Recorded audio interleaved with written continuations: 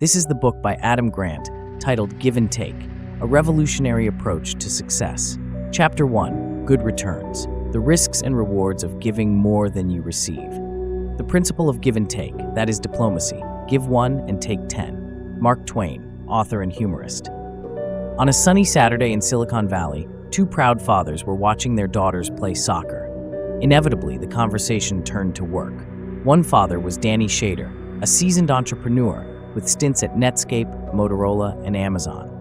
Known for his intensity and endless discussions about business, Shader, in his late 30s, was on his fourth startup and often referred to himself as the old man of the internet. Shader quickly warmed to the other father, David Hornick, a venture capitalist with a distinctive appearance, 5'4", dark hair, glasses, and a goatee. Hornick had diverse interests, from collecting Alice in Wonderland books to creating a computer music major in college. He had degrees in criminology and law and had spent a decade at a venture capital firm evaluating pitches from entrepreneurs. During a break in the soccer games, Shader mentioned he was working on a new project and asked if Hornick wanted to hear his pitch. Hornick, who specialized in internet companies, was intrigued. Most pitches come from first-time entrepreneurs, but Shader had a proven track record. His first startup, Accept.com, was acquired by Amazon for $175 million, and his second, Good Technology, was acquired by Motorola for $500 million. Hornick was eager to learn about Shader's latest venture. A few days later, Shader pitched his idea to Hornick. He proposed a solution for the nearly quarter of Americans who struggle to make online purchases due to a lack of bank accounts or credit cards. Hornick loved the idea and quickly arranged for Shader to present it to his partners, offering a term sheet within a week. Despite moving quickly, Hornick knew Shader had other options. Given Shader's reputation and idea quality, other investors would be keen to work with him. Typically, venture capitalists set deadlines for decisions to gain an edge, but Hornick didn't do that. Instead, he encouraged Shader to explore other offers, believing entrepreneurs needed time to make the best decision. Take as much time as you need, he said, prioritizing Shader's interests over his own. Shader took this advice and pitched to other investors. Meanwhile, Hornick sent Shader a list of 40 references to highlight his competence and trustworthiness, essential traits for an investor who would also serve as a board member and advisor. Hornick hoped these references would underscore his value as an investor. Weeks later, Shader called Hornick with his decision. Despite the financial terms being nearly identical, Shader chose another investor. Shader appreciated Hornick's generosity, but felt the other investor's reputation for challenging entrepreneurs would better serve his needs. "My heart said to go with you, but my head said to go with them," Shader explained. Hornick was devastated and questioned his approach. "Am I a dope? If I had pressured him to accept the term sheet, maybe he would have taken it. But I've built my reputation on being fair. How did this happen?" David Hornick learned a tough lesson. Sometimes good guys finish last. Or do they? According to conventional wisdom, highly successful people share 3 traits: motivation, ability, and opportunity. To succeed, we need a blend of hard work, talent, and luck. However, the story of Danny Shader and David Hornick highlights another crucial factor. How we interact with others significantly impacts our success. In every workplace interaction, we can either aim to maximize our gain or focus on contributing value without worrying about what we receive in return. As an organizational psychologist and Wharton professor, I've spent over a decade studying these interactions at various organizations, including Google and the US Air Force. The findings are striking. Social scientists have discovered that people vary greatly in their reciprocity preferences, their mix of taking and giving.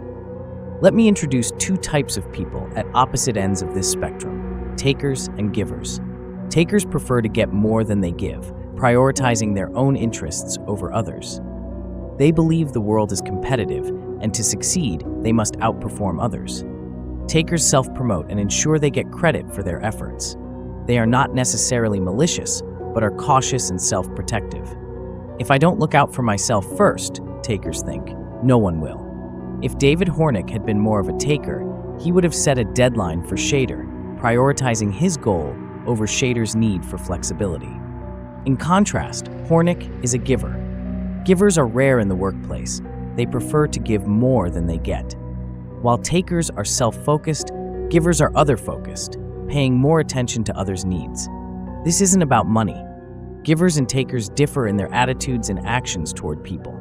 Takers help others strategically when the benefits outweigh the costs. Givers help whenever the benefits to others exceed the personal costs, or without considering the costs at all. Givers aim to be generous with their time, energy, knowledge, skills, ideas, and connections. Being a giver doesn't require extraordinary sacrifices like those of Mother Teresa or Mahatma Gandhi. It's about focusing on others' interests, helping, mentoring, sharing credit, or making connections. While most people act like givers in close relationships, at work, give and take becomes more complex. Professionally, many adopt a third style: matching. Matchers strive for a balance of giving and getting, operating on the principle of fairness. They help others while seeking reciprocity. These three styles, giving, taking, and matching, define our social interactions. While we might shift between styles depending on the situation, most people develop a primary style that influences their success as much as hard work, talent, and luck. Research shows that givers often end up at the bottom of the success ladder. In various occupations, givers tend to sacrifice their success for others. Engineers who give more than they receive have the lowest productivity. Medical students with high giver scores have the lowest grades. Giver salespeople bring in less revenue because they prioritize customers' needs over aggressive selling. Givers, compared to takers, earn less, are more vulnerable to exploitation, and are seen as less powerful. But who ends up at the top? Takers or matchers? Surprisingly, it's the givers again. The most productive engineers and the highest performing medical students and salespeople are givers. Givers dominate both the bottom and the top of the success ladder, proving that they can be champs, not just chumps. So where does David Hornick fit in? After Danny Shader chose the other investor, he felt uneasy. We just secured a major funding round. We should be celebrating.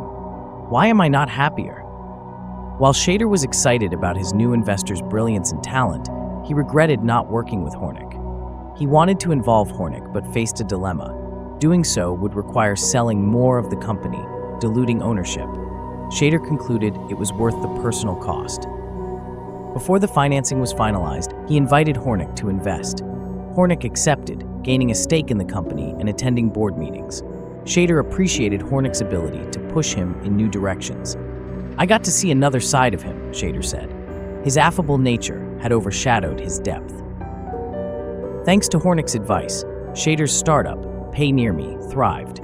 PayNearMe allows Americans without bank accounts or credit cards to make online purchases using barcodes or cards, paying cash at participating locations.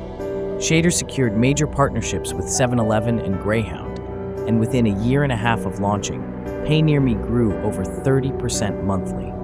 Hornick benefited from this growth as an investor. Hornick also gained a valuable reference in Shader. When entrepreneurs asked about Hornick, Shader would say, "You might think he's just a nice guy, but he's much more. He's phenomenal, hardworking, courageous, both challenging and supportive, and incredibly responsive. He'll get back to you anytime, day or night, on anything important." Hornick's reward extended beyond PayNearMe. Impressed by Hornick's dedication to entrepreneurs, Shader began referring him to other investment opportunities. For instance, Shader recommended Hornick to the CEO of Rocket Lawyer. Despite having a term sheet from another investor, the CEO chose Hornick.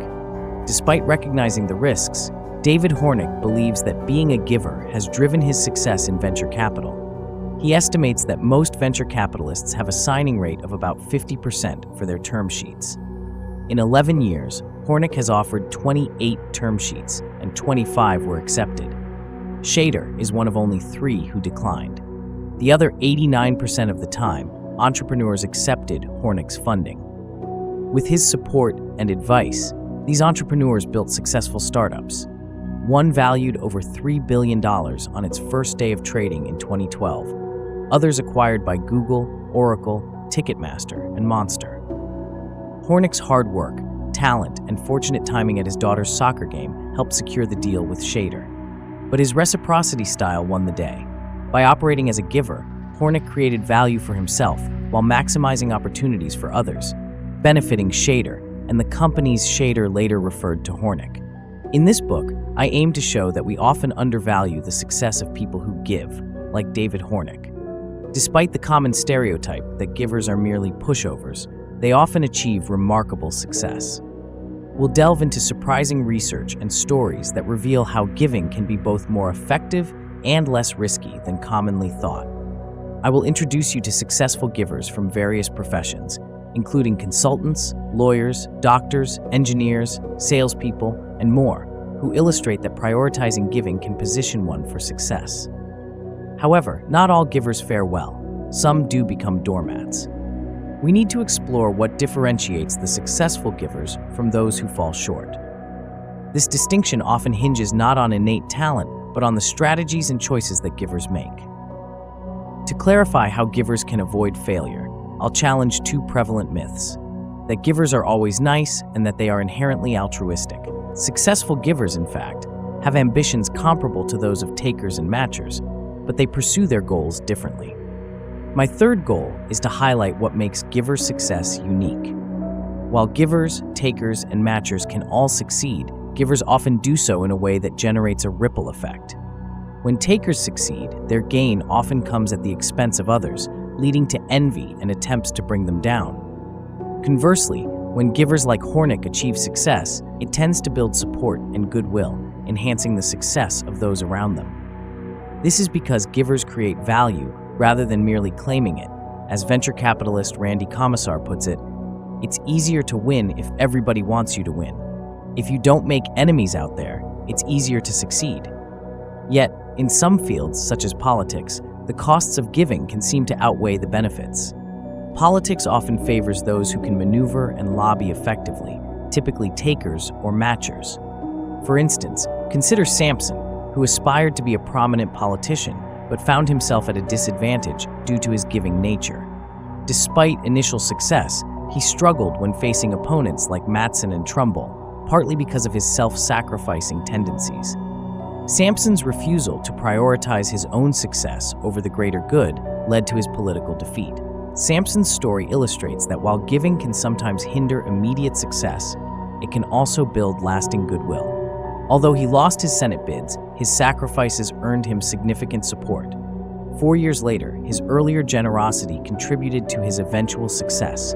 His story, revealed in a C-SPAN poll, shows that his reputation as a giver ultimately contributed to his high standing, despite earlier setbacks.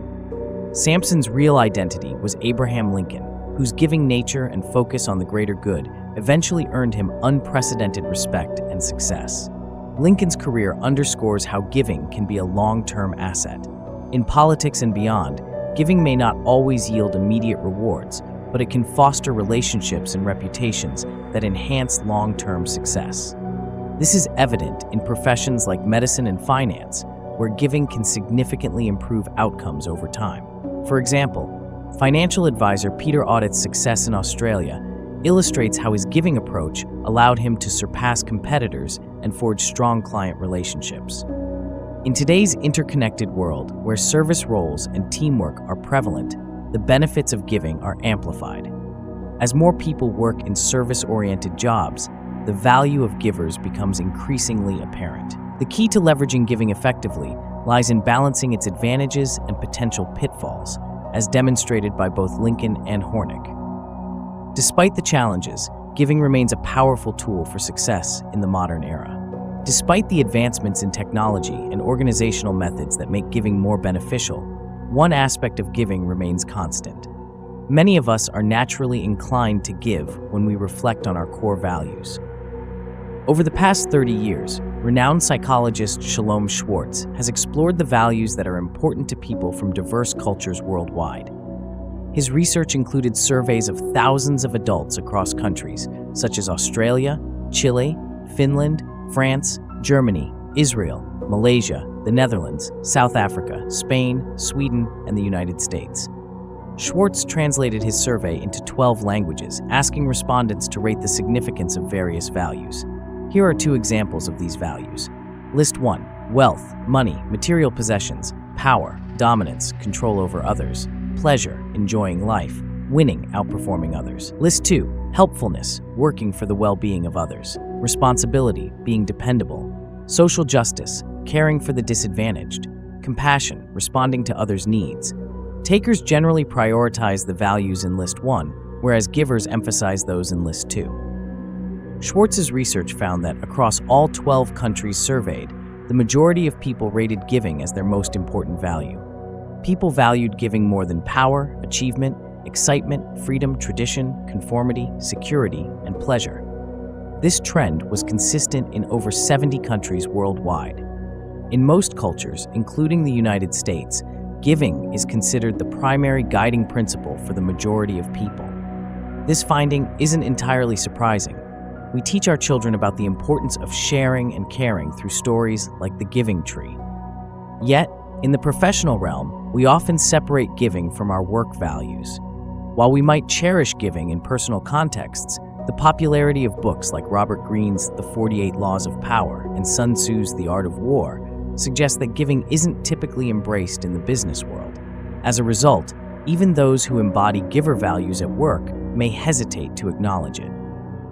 In the summer of 2011, I met Sherry Ann Pless, an executive at a top financial services firm. Sherry Ann was a clear giver.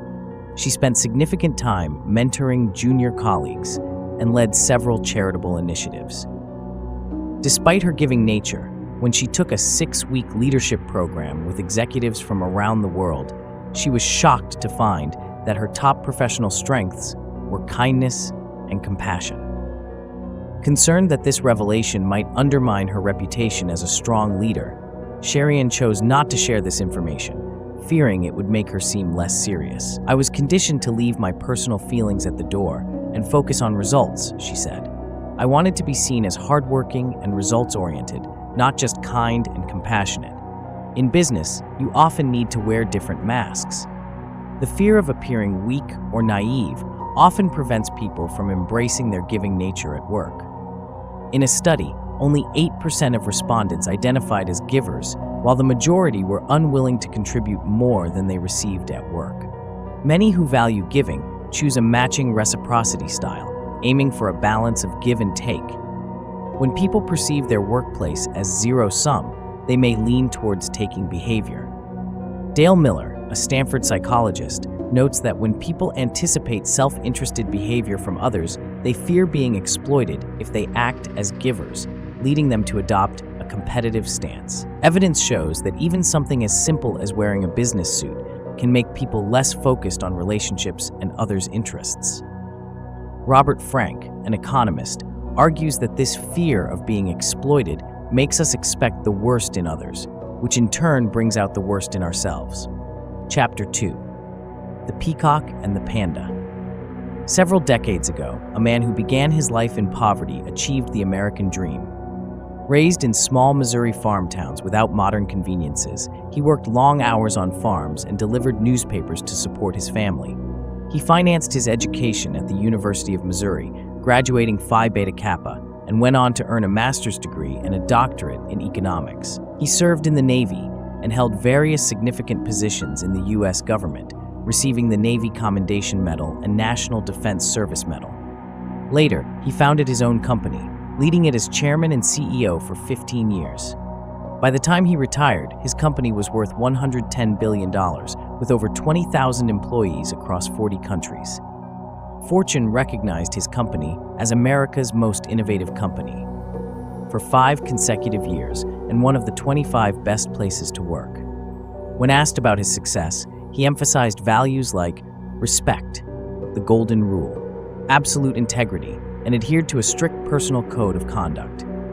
He established a charitable foundation, donating over $2.5 million to more than 250 organizations and contributing 1% of his company's annual profits to charity. His philanthropy earned him praise from former President George W. Bush, who called him a good guy and a generous person. However, he was later indicted. His name was Kenneth Lay, who is now infamous for his role in the Enron scandal. Enron, a Houston-based energy and securities firm, reported $1.2 billion in losses in October 2001 and went bankrupt in December, leaving 20,000 employees without jobs and wiping out their savings. Investigations revealed Enron had deceived investors by falsifying profits and concealing over $1 billion in debts, manipulated energy markets, and bribed foreign governments. Lay was convicted of conspiracy and fraud. While it's debatable how much Lay knew about Enron's illegal activities, he clearly operated as a taker. Though he may have appeared to be a giver, Lay was in fact a taker in disguise. He exploited Enron's resources for personal gain. According to Bethany McLean and Peter Elkins, the smartest guys in the room, Lay took large loans from the company and enjoyed lavish perks, including having his sandwiches served on silver platters. His family used Enron planes for personal travel, and Lay's sister's travel agency received $4.5 million in Enron commissions. He sold over $70 million in stock just before Enron's collapse. Lay's problematic behavior was evident even earlier. In the 1970s, a boss noted his maybe too ambitious nature. By 1987, Lay was involved in covering up fraudulent activities at Enron Oil, which led to an $85 million loss. When confronted, Lay denied responsibility. Lay's success can be attributed to his extensive network of influential contacts. From college, he impressed a professor who helped him land key positions, including an economist role at the Pentagon and a chief assistant role in the Nixon White House. By the mid-1980s, Lay was leading Enron after a strategic merger. He networked with political figures, including George H.W. Bush and British Prime Minister Margaret Thatcher, and even reached out to Clinton's aid after Bush's defeat. Lay's connections helped him lobby for favorable policies and advance his interests. Networking has long been recognized as crucial. Management professor Brian Uzi identifies 3 key benefits of networks: access to private information, diverse skills, and power. Research shows that people with extensive networks achieve higher performance ratings, faster promotions, and greater earnings. Networking also reflects different reciprocity styles, impacting how relationships are formed and maintained. Networking often carries negative connotations, as people sometimes question whether others are genuinely interested in a mutual benefit or merely seeking to advance their own interests. Some view networking as self-serving, while givers and matchers see it as a way to connect and exchange help. The chapter explores how givers, takers, and matchers build and utilize networks differently, and how their approaches impact the strength and value of their connections. In 2011, Fortune conducted a study to find the top networker in the US, using LinkedIn to identify connections to influential people. The top networker had over 3,000 connections, including notable figures like Mark Andreessen and Evan Williams. This networker was a giver, demonstrating that altruism can enhance one's reputation and opportunities. The chapter argues that despite the evolving nature of networks, the motives behind networking significantly influence their effectiveness and the value derived from them. Detecting takers in disguise. Have you ever found yourself on guard when meeting a new colleague, sensing they might have ulterior motives? Our instinct is to shield ourselves from potential takers by limiting our trust and support. To avoid exclusion, many takers become adept at pretending to be givers or matchers, skillfully hiding their true intentions. Ken Lay, for example, managed to project an image of generosity and philanthropy for nearly 2 decades, which helped him forge beneficial connections and gain support. However, maintaining this facade can be challenging for takers. While Lay was adept at charming influential figures, his true nature was often apparent to those he had power over. For instance, a former Enron employee noted that Lay would only attend meetings if someone important was present. The Dutch phrase, kissing up, kicking down, aptly describes how takers interact with superiors and subordinates differently, being submissive with the powerful while dominating and controlling with the less influential. Takers are skilled at faking generosity to gain favor with higher-ups, resulting in favorable initial impressions. Research by German psychologists has shown that people are more drawn to those who display entitlement and manipulative tendencies. Takers often go to great lengths to maintain their deceit. In 1998, for instance, Lay orchestrated a charade with 70 employees at Enron to impress Wall Street analysts. The employees pretended to be busy traders, creating a facade of a thriving business to deceive the analysts. Lay's preoccupation with impressing those above him while disregarding how he was perceived by his subordinates is a clear sign of a taker. As Samuel Johnson noted, a true measure of character is how one treats those who can offer no benefit in return. Takers may initially rise by currying favor with those above them, but their tendency to mistreat those below them can lead to their downfall. Research indicates that as people gain power, they often become more self-serving and less concerned with fairness, leading them to treat others poorly. Most people who value fairness and reciprocity will eventually seek justice when they feel wronged by takers. For instance, in a study by Daniel Kahneman, participants were presented with an ultimatum game where they had to decide whether to accept or reject an unfair offer.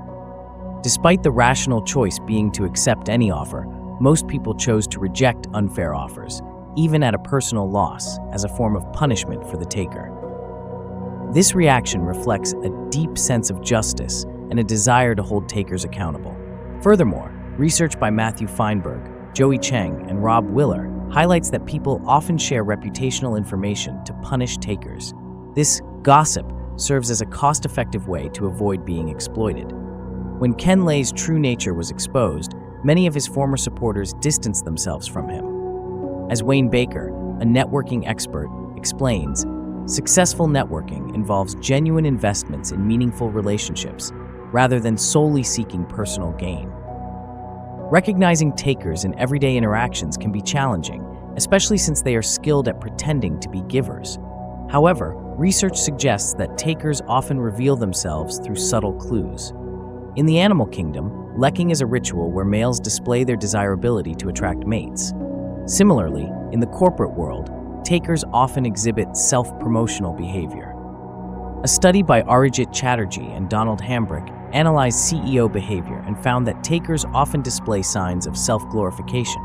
For example, taker CEOs frequently use singular pronouns, demand higher compensation, and appear prominently in annual reports.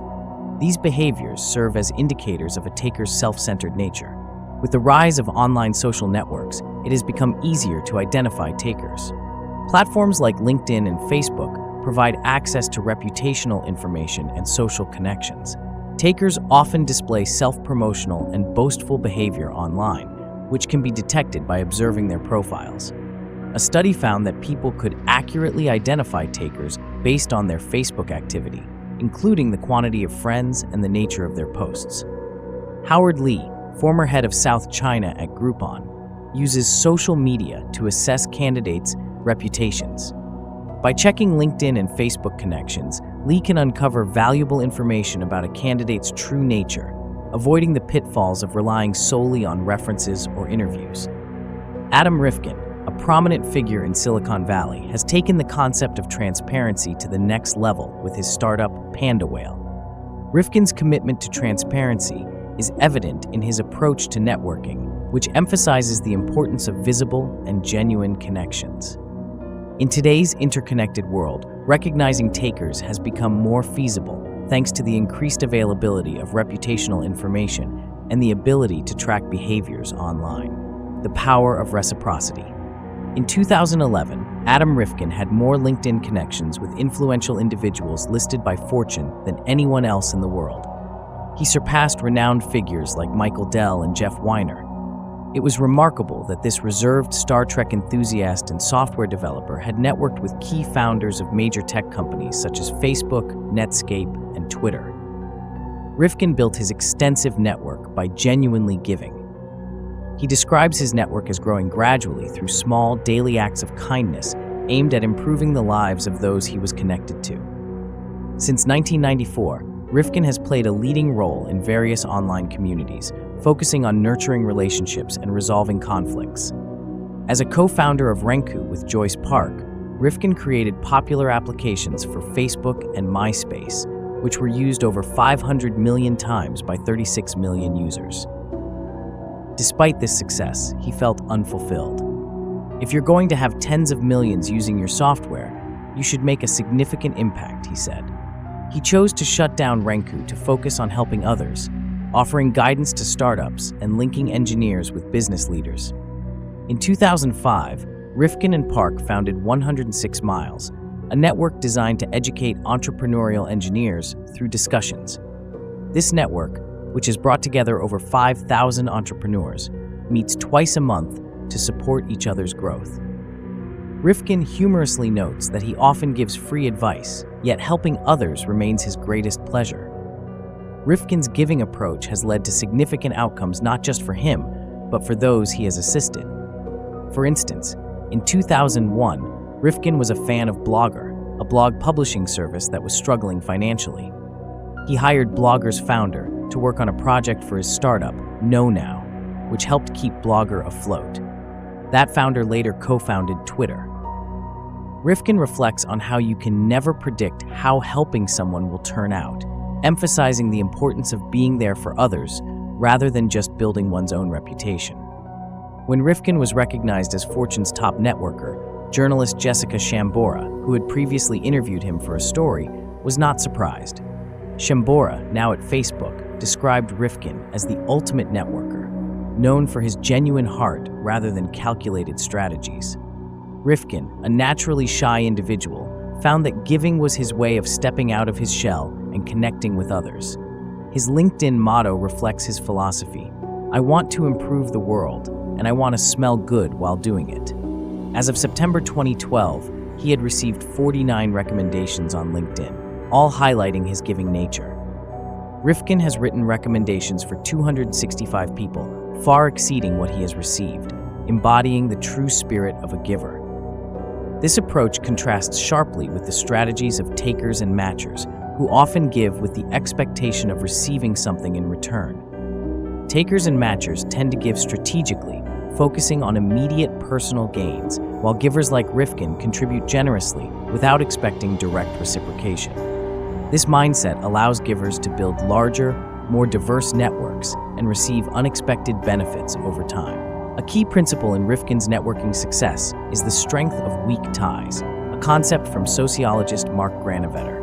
Granovetter found that while strong ties, close friends and colleagues, are important, weak ties, acquaintances, often provide access to novel information and opportunities. Rifkin's experience with Graham Spencer illustrates this well.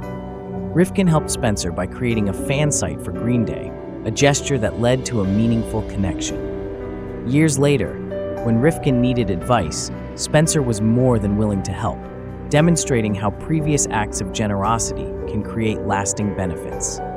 The idea of reciprocity, where people help each other based on mutual expectations, can sometimes lead to manipulation or discomfort.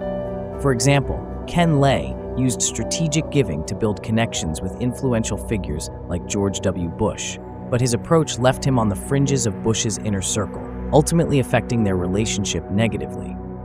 Givers like Rifkin, however, avoid such pitfalls.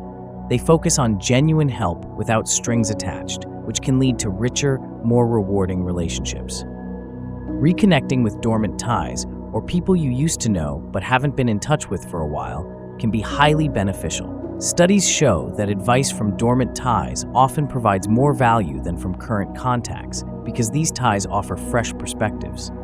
In the digital age, where maintaining vast networks can be challenging, givers like Rifkin excel by reactivating dormant ties and nurturing existing relationships. Rifkin's practice of reconnecting with old contacts reflects his commitment to giving without expecting immediate returns, reinforcing the principle that helping others can eventually lead to unexpected and valuable rewards. In summary, Rifkin's networking success is a testament to the power of generosity and genuine connection. His story illustrates that what goes around truly does come around, as long as the giving is authentic and selfless. The 5-minute favor. In 2012, LinkedIn recruiter Stephanie was asked to name the top 3 people who had significantly impacted her career. To Adam Rifkin's surprise, he was on that list despite their only having met once a few months prior. During that brief meeting, Rifkin had offered Stephanie job search advice and job leads via text messages. Grateful for his help, Stephanie emailed him, offering to reciprocate. "Although we met only once and speak rarely, you've been incredibly helpful to me. I want to give back in any way I can." However, Stephanie's desire to help Rifkin extended beyond him alone. She volunteered at a 106 Miles meeting, where Silicon Valley entrepreneurs gather to provide feedback on their ideas, test their prototypes, and facilitate connections with potential partners and investors. This pattern of helping others continues with many whom Rifkin supports. For instance, Raymond Roof frequently helps out at 106 Miles meetings, and Bob, an engineer whom Rifkin met in a bar in 2009, found a series of job opportunities through Rifkin's network, eventually leading to a successful position at Google. Bob now pays forward the assistance he received. Rifkin's approach to reciprocity diverges from traditional models. Rather than engaging in a transactional exchange of favors, he practices what he calls the 5-minute favor, a commitment to helping others with something that takes 5 minutes or less. Rifkin's giving isn't about what he will receive in return. Unlike takers who build networks to advance their own status, or matchers who expect direct reciprocation, Rifkin's goal is to foster a culture of generosity. His belief, as noted by Harvard political scientist Robert Putnam, is that by helping others without expecting specific returns, one can expect others to assist them in the future. This culture of giving encourages others to do the same. Stephanie, influenced by Rifkin, realized that kindness and competitiveness are not mutually exclusive. Rifkin's generosity inspires his network to be more giving, creating a norm where the focus is on adding value rather than simply trading it. When Rifkin seeks help, it's often to assist someone else, which further encourages a culture of generosity. Research supports this notion. Studies by James Fowler and Nicholas Christakis show that giving can spread rapidly through social networks. In experiments, individuals who contributed to a group at a personal cost inspired others to do the same, often leading to higher overall contributions. A single consistent giver in a group can set a precedent for others, demonstrating how generosity can lead to increased benefits for everyone. This concept is reflected in Rifkin's work with the 106 Miles Network, where the norm is for all 5,000 entrepreneurs to support each other. Rifkin's approach emphasizes that giving doesn't have to be transactional. If you help someone within the group, you can expect assistance in return when you need it. Contrary to concerns that giving might reduce productivity, Rifkin manages to remain highly effective as a co-founder of multiple successful companies. Research by Stanford professor Frank Flynn shows that givers who frequently help others can maintain high productivity and status. Givers who make frequent contributions build more trust and receive valuable support from their networks. Rifkin's reputation as a giver has spread widely, enhancing his ability to raise funds and garner support. His experience exemplifies how givers create and leverage extensive networks. They cultivate a culture of generosity that benefits everyone involved, demonstrating the principle that givers gain. Adam Rifkin's anagram, I Find Karma, aptly reflects his belief in the power of generosity. Chapter 3, The Ripple Effect, Collaboration and the Dynamics of Credit. John Andrew Holmes once observed that the universe consists almost entirely of others, save for a minor exception. George Meyer might not be a name you recognize, but his work is undoubtedly familiar. His ideas have captivated many and influenced a generation worldwide. I've admired his contributions since I was 9, though I only recently learned they were his. Meyer, a tall man in his mid-50s with long, stringy hair and a goatee, might look like a typical Grateful Dead fan. Something he is, given his frequent attendance at their concerts in the late Jerry Garcia's final years. Meyer's college years at Harvard were marked by notable missteps, including a suspension threat for selling a refrigerator he never delivered, and another for shattering a dorm window with an electric guitar. Despite briefly holding the position of president at the Harvard Lampoon, his term was marred by a failed coup attempt by his peers, who doubted his responsibility. After graduating in 1978, Meyer returned home, seeking quick cash. His gambling on dog races led him to attempt a career in it, but his efforts faltered after just 2 weeks. Fast forward 30 years, and Meyer is a prominent figure in show business, contributing to a film that grossed over $527 million, winning 7 Emmy Awards, and coining several words now in the English language. However, his most notable achievement is his work on a groundbreaking television show, widely regarded as one of the best TV series of the 20th century. In 1981, Meyer's friends recommended him to NBC's Late Night with David Letterman, where his meticulously crafted submissions impressed Letterman. Meyer introduced the steamroller routine, which became a signature bit on the show. After 2 years, Meyer moved on to The New Show and later joined Saturday Night Live, leaving in 1987 to script a Letterman movie that was eventually shelved. Meyer was described as the funniest man in America by his recommending friends, who later became Emmy-winning comedy writers themselves. His achievements align with their praise, particularly his role in shaping The Simpsons, a show that has redefined animated comedy. Although Meyer did not create the show, Matt Groening did with James L. Brooks and Sam Simon. His influence is seen as pivotal. He joined The Simpsons before its debut in 1989 and significantly contributed as a writer and executive producer for 16 seasons. His impact was so profound that the show's comedic style is often attributed to him. Humor writer Mike Sachs notes Meyer as the behind-the-scenes genius, responsible for many of the show's best lines. John Vitti, a former writer and producer, elaborates that Meyer's influence is pervasive, making him the most influential writer on the show without being one of its creators. Understanding how Meyer's success in collaborative work relates to different reciprocity styles is enlightening. Liz Wiseman, in her book Multipliers, distinguishes between geniuses and genius makers. Geniuses are often takers who drain others' intelligence for their gain, while genius makers are givers who enhance others' capabilities, leading to innovation and problem-solving. This chapter will explore how these dynamics affect individual and group success. Creativity is a significant factor in Meyer's success. Carolyn Oman, a longtime Simpsons writer and producer, describes Meyer's unique worldview. Mike Scully, another executive producer, was initially taken aback by Meyer's originality and creativity. A landmark study by psychologist Donald McKinnon in 1958 examined highly creative architects to understand their traits. Although highly creative architects were more aggressive and self-centered compared to their less creative peers, their boldness and originality set them apart.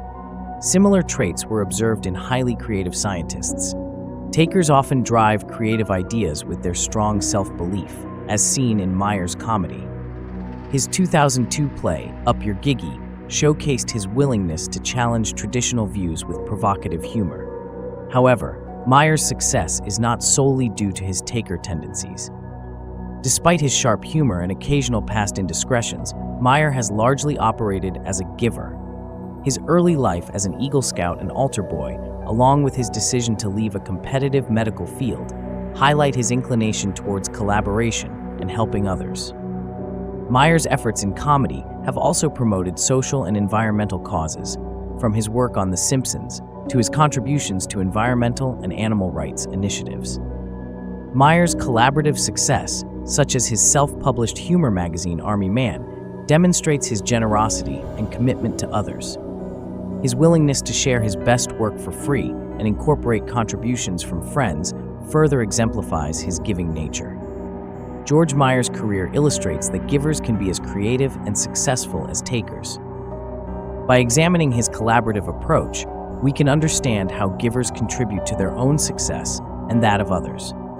Comparing givers and takers in creative fields reveals that while takers often have the confidence to innovate and challenge norms, this independence may come at a cost. Flying solo. In the 20th century, Frank Lloyd Wright epitomized creative brilliance. In 1991, the American Institute of Architects named him the greatest American architect ever. Wright's career was highly prolific, with iconic works like the Fallingwater House and the Guggenheim Museum, alongside over 1,000 designs, half of which were built. Across 7 decades, he averaged more than 140 designs and 70 completed projects each decade. Despite his impressive output, Wright experienced a significant downturn starting in 1924. By 1925, sociologist Roger Friedland and architect Harold Zellman noted that his work had dwindled to a few houses in Los Angeles. Psychologist Edison Oben found that between 1924 and 1933, Wright's productivity dropped drastically, with only 2 projects completed during this period. During one 2-year stretch, he had no commissions at all, and architecture critic Christopher Hawthorne observed that Wright was floundering professionally. By 1932, biographer Brendan Gill reported that Wright was nearly out of work, deeply in debt, and struggling to afford necessities. What led to the decline of America's foremost architect? Wright was invited to participate in McKinnon's creativity study, but declined. However, the study's depiction of creative architects closely mirrored Wright. He championed organic architecture, aiming to harmonize people with their environments. Yet, in his personal dealings, he acted more like a taker than a giver. As an apprentice, he reportedly designed several unauthorized houses, violating contract terms. He even billed his son John for his work as an assistant, tallying costs from his birth. Wright's approach to the Fallingwater project illustrates his taker mentality. He delayed for months, and when client Edgar Kaufman visited to check on progress, Wright pretended the house was complete. When Kaufman arrived, there were no completed drawings, and Wright hastily sketched out a new design, a house on top of a waterfall, diverging significantly from Kaufman's initial request. Wright convinced Kaufman to accept the change and charged him $125,000, far exceeding the $35,000 contract.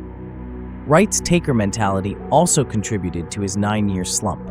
After moving to Taliesin in 1911, he isolated himself, lacking the skilled apprentices and architectural commissions that had fueled his success in Chicago and Oak Park. His productivity plummeted until he shifted to working collaboratively again. With his wife's encouragement, Wright started a fellowship program in 1932, leading to a resurgence in his career, including the renowned Fallingwater project.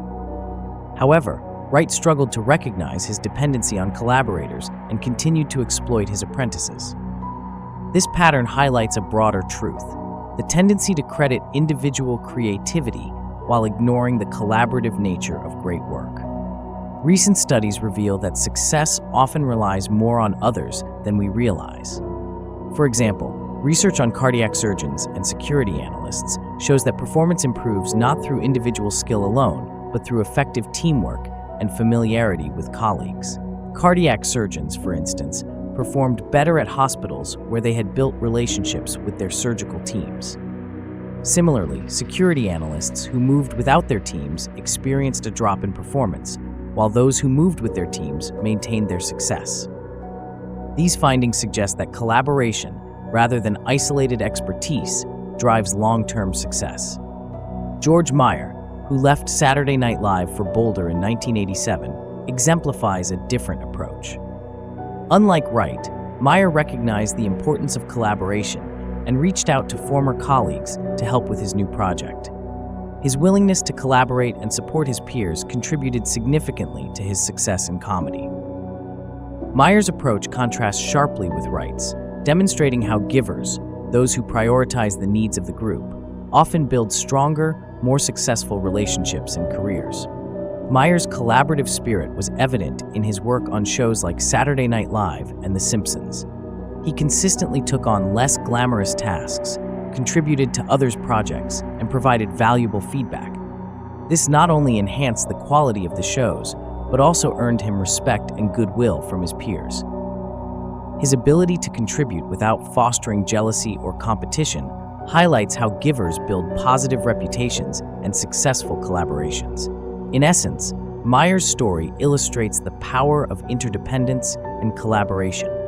His commitment to supporting his colleagues and contributing to group success ultimately benefited him and his teams. The concept of expedition behavior, which involves prioritizing the group's goals and showing concern for others, parallels Meyer's approach and underscores the value of collaboration in achieving success, claiming the majority of the credit.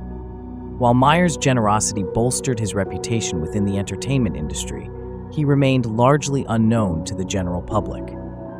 In Hollywood, a common solution is for writers to secure credits on as many TV episodes as possible to demonstrate their creative input. George Meyer contributed significantly to over 300 episodes of The Simpsons, yet he's officially credited as a writer on only 12. For many episodes, other writers received recognition for Meyer's ideas and jokes. Tim Long noted, "George was an idea generator who preferred to share his concepts without claiming the credit." Despite being responsible for numerous jokes, he was not credited for them during a significant period of the show. Meyer's decision to forego credit affected his visibility. Long observed, for a long time, George's immense contribution to what is considered one of the most influential TV shows of its time was not well acknowledged. He was producing a lot of material without getting the recognition he deserved. Should Meyer have been more assertive about receiving credit? Frank Lloyd Wright, for instance, was known for insisting his name be on every document as the head architect, even if apprentices did most of the work. He warned them that failure to credit him or submit documents for his approval would result in accusations of forgery and legal action. However, Meyer's reluctance to claim credit might have been beneficial in the long run. While Wright's career was marked by his assertiveness, Meyer's approach, though it meant sacrificing immediate fame, allowed him to eventually receive due recognition. Meyer earned several Emmys as an executive producer for The Simpsons and believed in the idea that credit is not a zero-sum game. People often feel diminished if there are many names on a script, Meyer remarked. But credit can accommodate everyone, and you will shine if others shine too. Time validated Meyer's belief, until 2000 when David Owen's New Yorker profile labeled him the funniest man behind the funniest show on TV. Meyer was relatively unknown outside Hollywood. When Owen reached out to key Simpsons writers for interviews, they eagerly highlighted Meyer's contributions.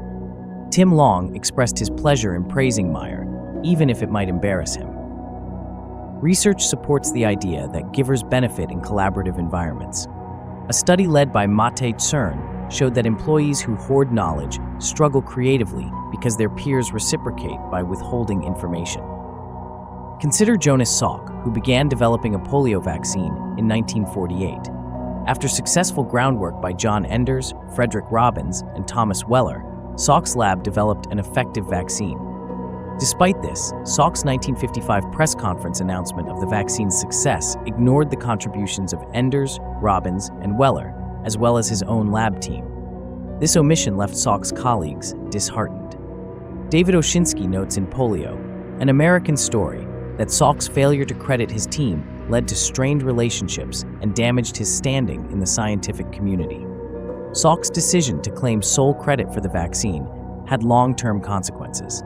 Despite his achievements, he faced isolation from peers and missed out on accolades like the Nobel Prize and induction into the National Academy of Sciences. His competitive approach ultimately overshadowed his accomplishments. In 2005, Peter Salk, Jonas's son, acknowledged the collaborative nature of the vaccine development, correcting the historical record. Salk's experience echoes that of Frank Lloyd Wright. Focusing on individual credit rather than collaboration led to professional setbacks. Salk's reluctance to share credit suggests he might have believed others didn't deserve it, but this view might have been misguided. The responsibility bias. To grasp this concept, let's head to Canada, where psychologists have been challenging married couples to assess their relationship dynamics. Reflect on your own marriage or recent romantic relationship. Of all the tasks involved, from preparing meals and planning outings to handling chores and resolving disputes, how much of the effort do you think you contribute?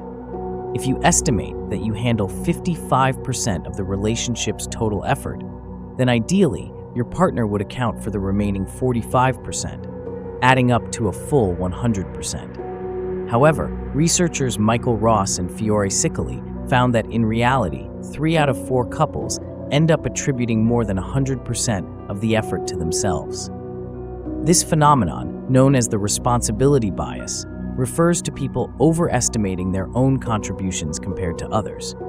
This bias is particularly common among individuals who are primarily focused on themselves and is partly driven by the need to view and present ourselves positively. A notable example is Jonas Salk, who was highly visible in the media despite claiming to be indifferent to fame. According to historian Oshinsky, Salk had a talent for presenting himself as if he didn't care about his fame. Yet he was always accommodating to reporters. He would express reluctance, but ultimately engage with them fully.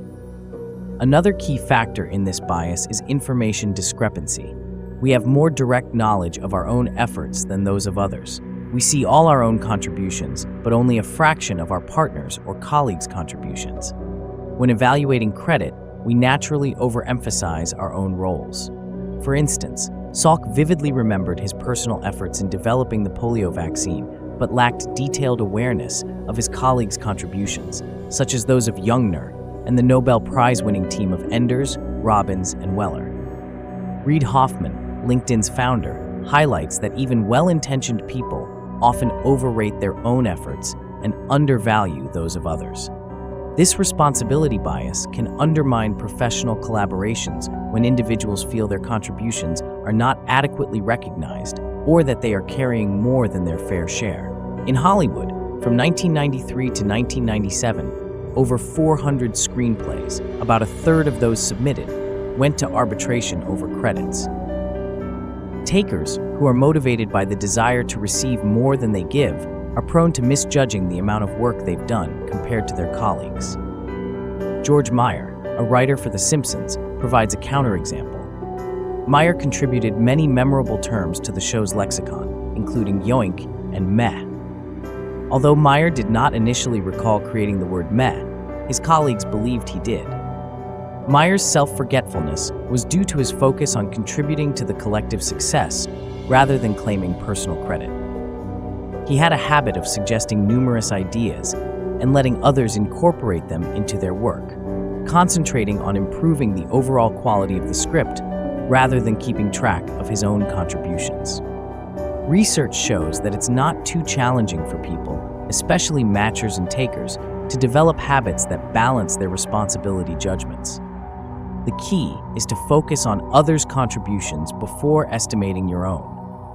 For example, studies reveal that employees who reflect on the assistance they receive from their supervisors before evaluating their own contributions estimate their boss's contributions much higher. When work groups discuss each member's contributions before assessing their own, the total estimated contributions decrease from over 140% to 123%. Givers, like Meyer, naturally adopt this approach. They recognize and appreciate others' contributions, which fosters a positive and collaborative environment. Studies show that in such psychologically safe environments, where risk-taking is encouraged without fear of punishment, people are more likely to innovate and excel. Meyer's approach included not only recognizing others' efforts, but also providing emotional support. He would soothe colleagues upset about revisions and create a safe space where everyone felt comfortable contributing ideas. This environment allowed for greater creativity and collaboration. Similarly, successful givers like Meyer understand the importance of seeing things from others' perspectives. For instance, in gift giving, senders often underestimate how much recipients appreciate gifts from a registry, focusing instead on the personal touch of unique gifts. Research shows that recipients prefer registry gifts more because they reflect their actual desires, even if senders believe unique gifts show more thoughtfulness. This perspective gap is evident from experiments where people predict how they would feel in extreme conditions, such as sitting in a freezing room. Those who have just experienced cold tend to underestimate its impact once they warm up, illustrating how difficult it is to fully grasp others' experiences once we're no longer in that state ourselves. In collaborations, givers bridge this perspective gap by empathizing with others' viewpoints. For example, Meyer's past experience with having his own work criticized helped him understand how others felt when their contributions were revised. By reflecting on his own reactions, he became better at providing supportive feedback and facilitating a collaborative atmosphere. Meyer's success extended beyond his own achievements, as he uplifted and inspired his colleagues. He helped many contributors and writers to advance their careers, demonstrating how a collaborative spirit and genuine support can lead to collective success. Meyer's approach underscores the value of generosity and empathy in fostering productive and harmonious professional relationships. Chapter 4: Finding the Diamond in the Rough. The truth and myth of uncovering potential. When we engage with people as they currently are, we may hinder their progress. However, when we interact with them as if they are already capable of their greatest potential, we help them achieve what they are meant to be. Johann Wolfgang von Goethe. When Barack Obama first entered the White House, a reporter asked him about his favorite app. Without hesitation, Obama mentioned the iReggie, a tool that consolidated his books, newspapers, and music.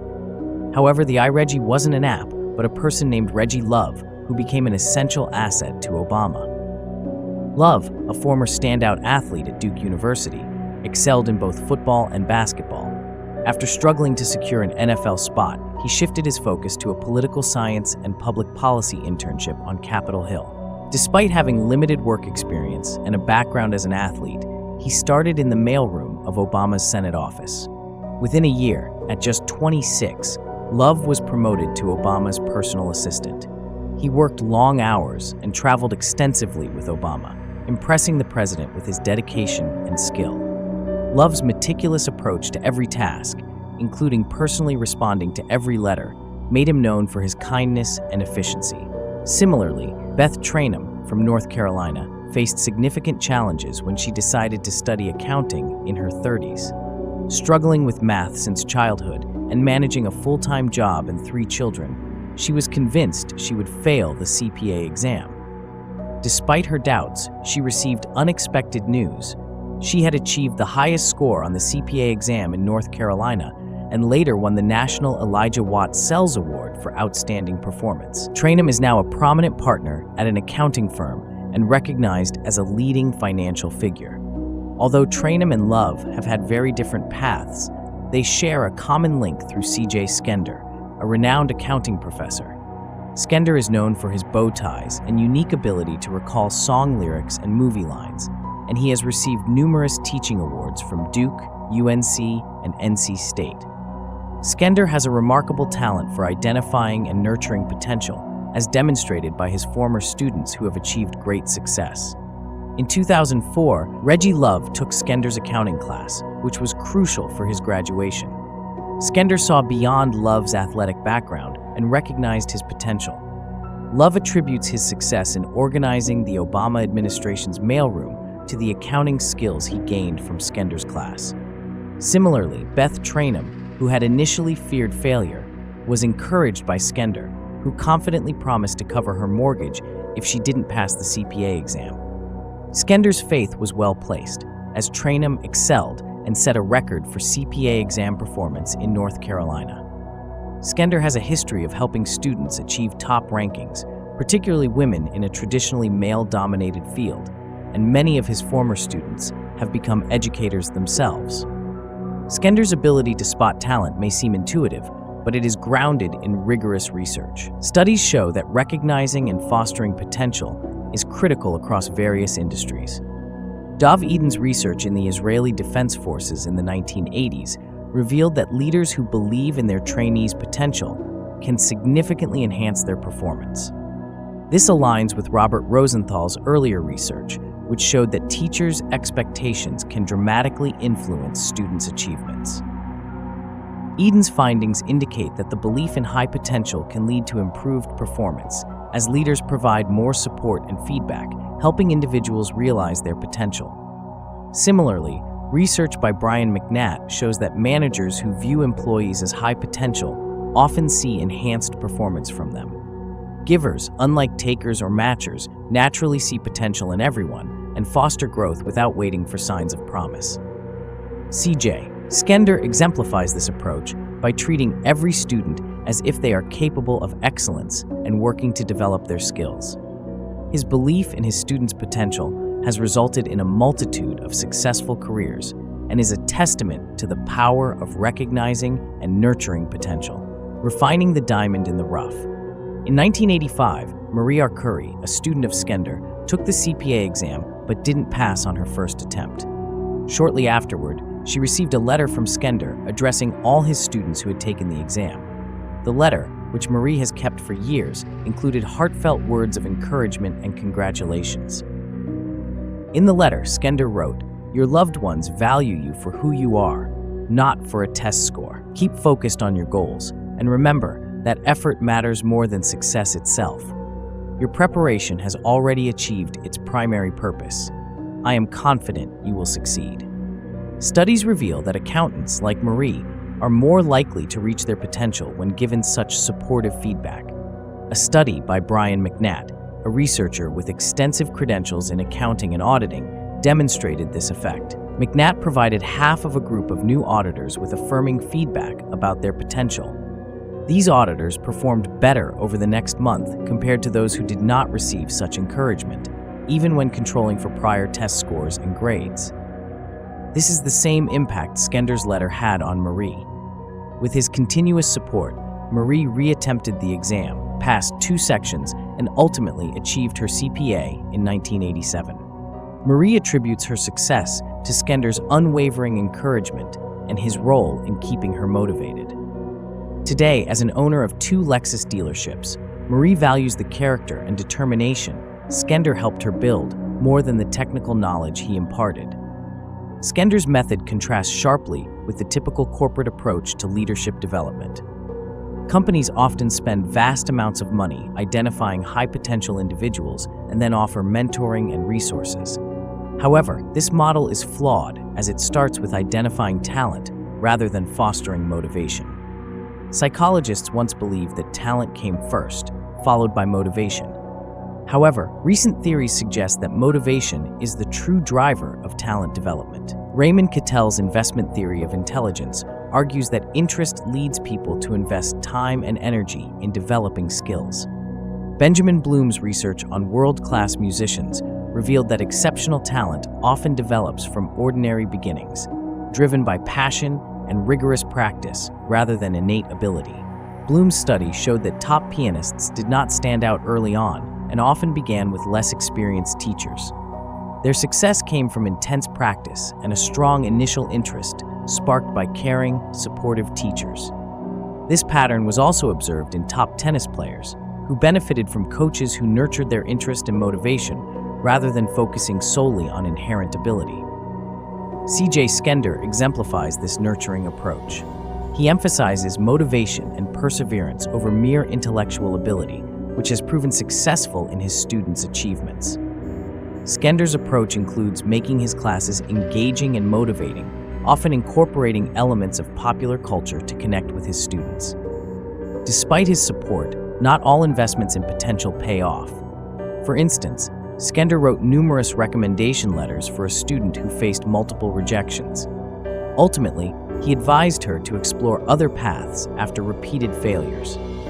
This situation mirrors the challenges in professional sports, exemplified by Stu Inman's draft choices for the NBA. Despite recognizing talent, Inman made several poor decisions, such as choosing LaRue Martin and Sam Bowie over future legends like Michael Jordan. Inman's inclination to support and develop players, regardless of their potential, sometimes led to prolonged investments in underperformers. Givers like Skender and Inman often find it challenging to let go of individuals they've invested in. However, givers tend to be more effective in balancing their investments with realistic assessments of potential. Inman's failure to cut losses with Martin and Bowie highlights how givers might struggle with this balance. Yet, their commitment to nurturing potential is what can ultimately lead to greater success, provided they learn to manage their investments wisely. Facing the mirror, appearance versus action.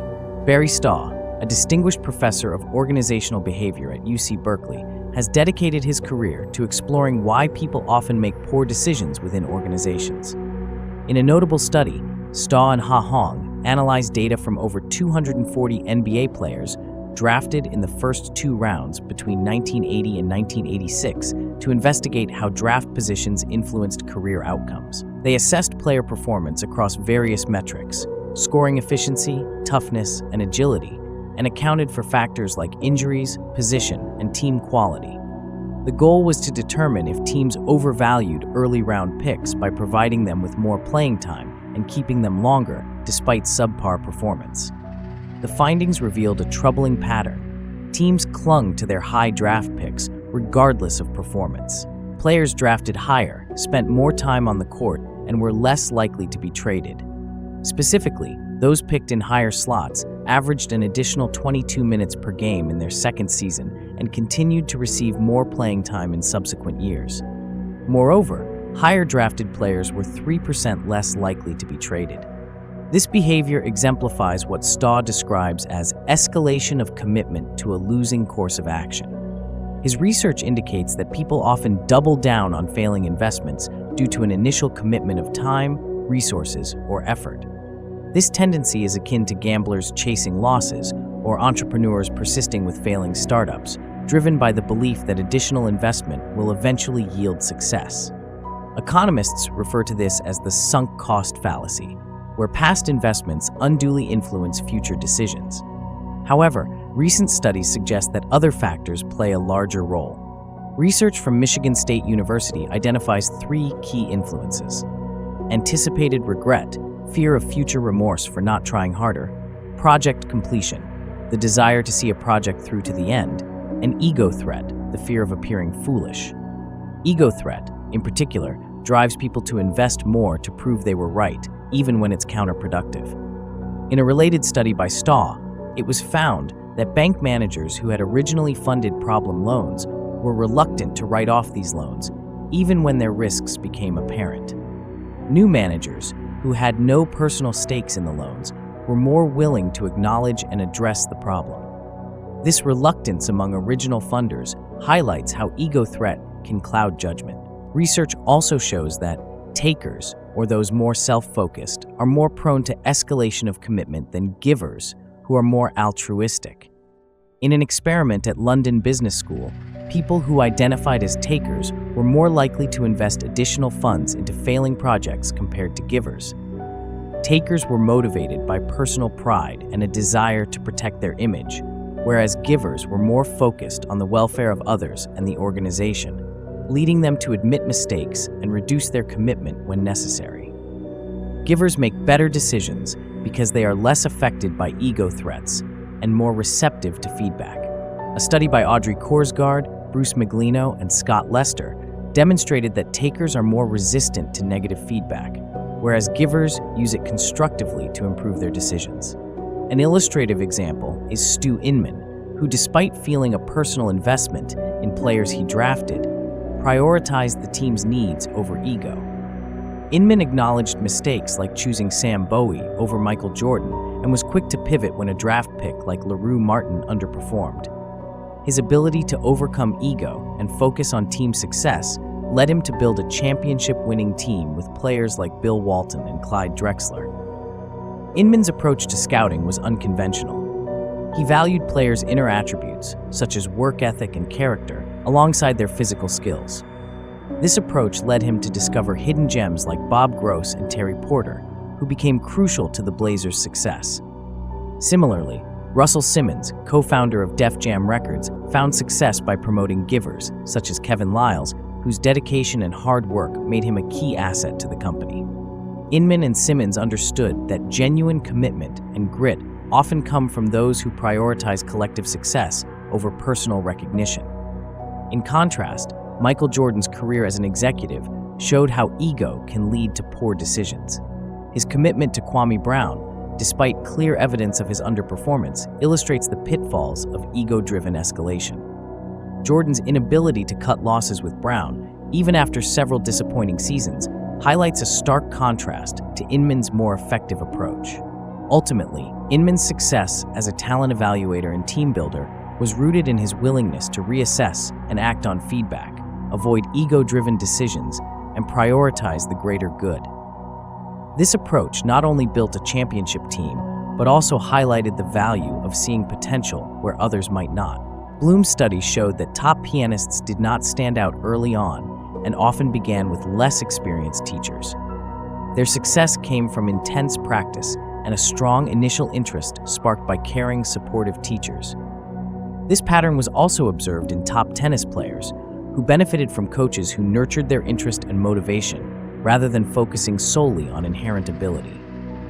C.J. Skender exemplifies this nurturing approach. He emphasizes motivation and perseverance over mere intellectual ability, which has proven successful in his students' achievements. Skender's approach includes making his classes engaging and motivating, often incorporating elements of popular culture to connect with his students. Despite his support, not all investments in potential pay off. For instance, Skender wrote numerous recommendation letters for a student who faced multiple rejections. Ultimately, he advised her to explore other paths after repeated failures. This situation mirrors the challenges in professional sports, exemplified by Stu Inman's draft choices for the NBA. Despite recognizing talent, Inman made several poor decisions, such as choosing LaRue Martin and Sam Bowie over future legends like Michael Jordan. Inman's inclination to support and develop players, regardless of their potential, sometimes led to prolonged investments in underperformers. Givers like Skender and Inman often find it challenging to let go of individuals they've invested in. However, givers tend to be more effective in balancing their investments with realistic assessments of potential.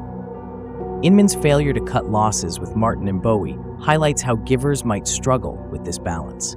Yet, their commitment to nurturing potential is what can ultimately lead to greater success, provided they learn to manage their investments wisely. Facing the mirror, appearance versus action. Barry Staw, a distinguished professor of organizational behavior at UC Berkeley, has dedicated his career to exploring why people often make poor decisions within organizations. In a notable study, Staw and Ha Hong analyzed data from over 240 NBA players drafted in the first two rounds between 1980 and 1986 to investigate how draft positions influenced career outcomes. They assessed player performance across various metrics, scoring efficiency, toughness, and agility, and accounted for factors like injuries, position, and team quality. The goal was to determine if teams overvalued early round picks by providing them with more playing time and keeping them longer despite subpar performance. The findings revealed a troubling pattern. Teams clung to their high draft picks regardless of performance. Players drafted higher spent more time on the court and were less likely to be traded. Specifically, those picked in higher slots averaged an additional 22 minutes per game in their second season and continued to receive more playing time in subsequent years. Moreover, higher drafted players were 3% less likely to be traded. This behavior exemplifies what Staw describes as escalation of commitment to a losing course of action. His research indicates that people often double down on failing investments due to an initial commitment of time, resources, or effort. This tendency is akin to gamblers chasing losses or entrepreneurs persisting with failing startups, driven by the belief that additional investment will eventually yield success. Economists refer to this as the sunk cost fallacy, where past investments unduly influence future decisions. However, recent studies suggest that other factors play a larger role. Research from Michigan State University identifies three key influences: anticipated regret, fear of future remorse for not trying harder; project completion, the desire to see a project through to the end; and ego threat, the fear of appearing foolish. Ego threat, in particular, drives people to invest more to prove they were right, even when it's counterproductive. In a related study by Staw, it was found that bank managers who had originally funded problem loans were reluctant to write off these loans, even when their risks became apparent. New managers, who had no personal stakes in the loans, were more willing to acknowledge and address the problem. This reluctance among original funders highlights how ego threat can cloud judgment. Research also shows that takers, or those more self-focused, are more prone to escalation of commitment than givers, who are more altruistic. In an experiment at London Business School, people who identified as takers were more likely to invest additional funds into failing projects compared to givers.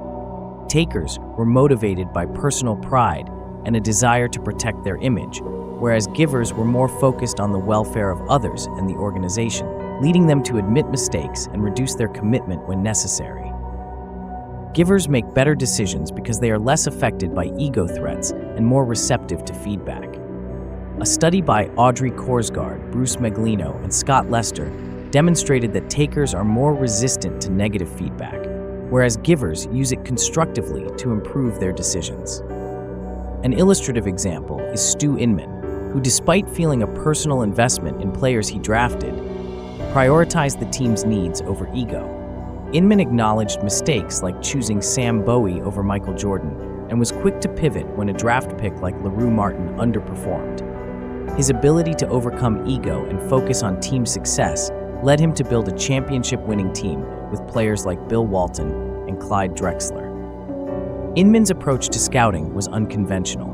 He valued players' inner attributes, such as work ethic and character, alongside their physical skills. This approach led him to discover hidden gems like Bob Gross and Terry Porter, who became crucial to the Blazers' success.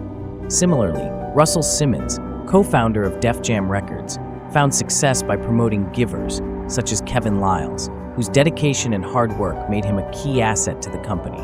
Inman and Simmons understood that genuine commitment and grit often come from those who prioritize collective success over personal recognition. In contrast, Michael Jordan's career as an executive showed how ego can lead to poor decisions. His commitment to Kwame Brown, despite clear evidence of his underperformance, illustrates the pitfalls of ego-driven escalation.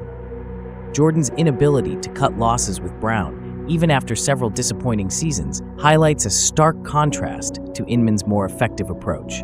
Chapter 5. The Power of Powerless Communication. How to be modest and influence people. Speak softly, but carry a big stick. Theodore Roosevelt. Dave Walton took a deep breath. An employment law expert specializing in trade secrets and employee competition cases, Dave was a partner at Cozen O'Connor. He was one of the youngest lawyers to be elected shareholder and had been recognized as a Pennsylvania super lawyer, rising star for several years. But now, he was about to deliver his first closing argument before a jury. In 2008, Dave represented a company that owned Acme Hardesty, a Pennsylvania-based castor oil distributor, receiving supplies from Giant Oils and Derivatives in Mumbai, India. In December 2006, Acme's parent company learned that Giant planned to establish a U.S. office and sales organization, ceasing their supply to Acme. By January 2007, Acme discovered that Giant intended to sell castor oil products directly in the U.S., competing with Acme. In the summer of 2006, 2 Acme employees had left to join Giant and assisted in setting up the competing company. Acme's parent company sued Giant and the former employees, alleging theft of trade secrets and confidential information. Dave prepared thoroughly and presented his case passionately. He showed evidence that in March 2006, while still at Acme, the employees had agreed to financial terms to help Giant start the competing distributor. In June, Giant paid each employee $50,000 for consulting services. The employees resigned and went to India without informing Acme of their new roles. Dave argued that in India, they used Acme's knowledge to develop Giant's business plan. One employee provided Giant with a list of U.S. customer prospects he was paid to develop for Acme. Giant's president admitted to using Acme's documents for investor projections. Additionally, while in India, the employees used false email aliases to access Acme's orders. Dave faced 3 prominent law firms representing the defendants. His opponent was a highly articulate lawyer with 25 years of experience, degrees from Columbia and Cornell, and numerous awards, including being named one of Pennsylvania's top 100 lawyers and the litigator of the week nationwide.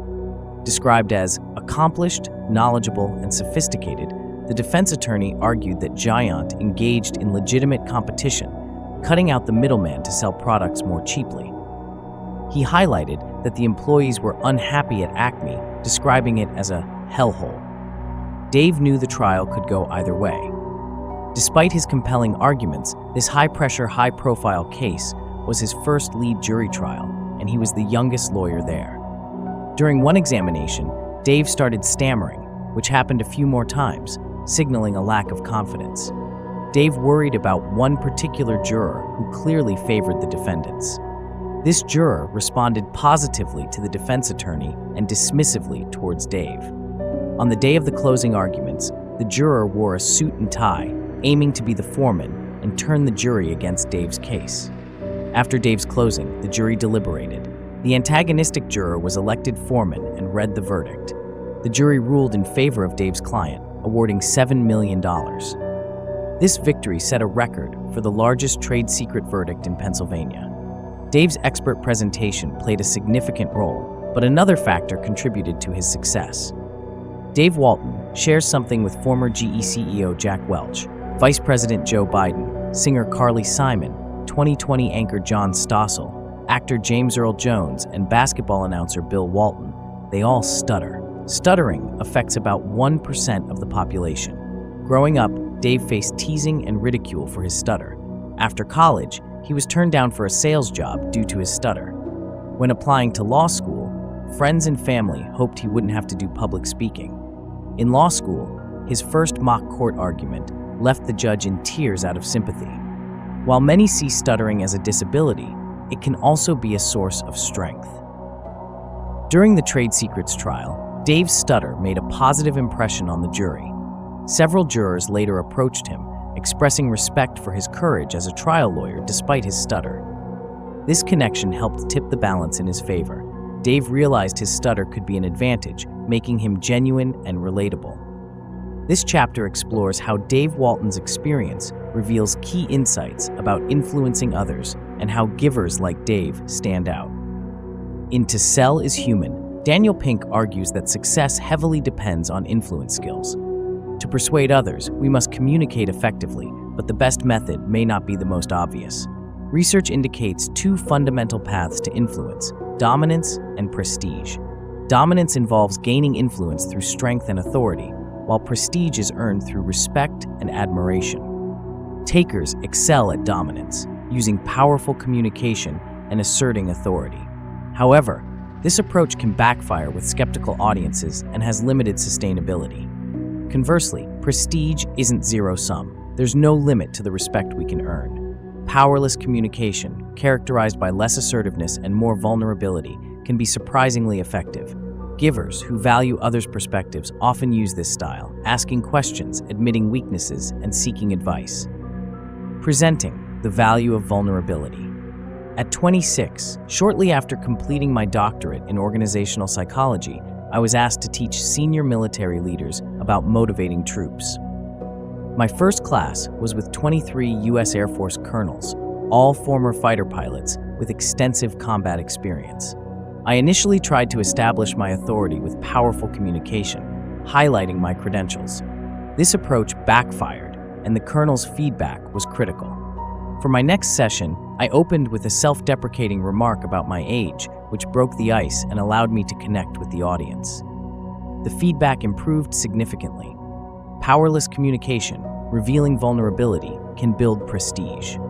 A classic experiment by psychologist Elliot Aronson showed that an expert's clumsy behavior made him more likable, demonstrating the pratfall effect. This explains why Dave Walton's stutter earned the jury's respect and admiration. Expressing vulnerability, combined with signals of competence, can be powerful. Dave's stutter humanized him, making him relatable and credible. As a giver, Dave's willingness to expose his vulnerability for his client's sake increased his influence.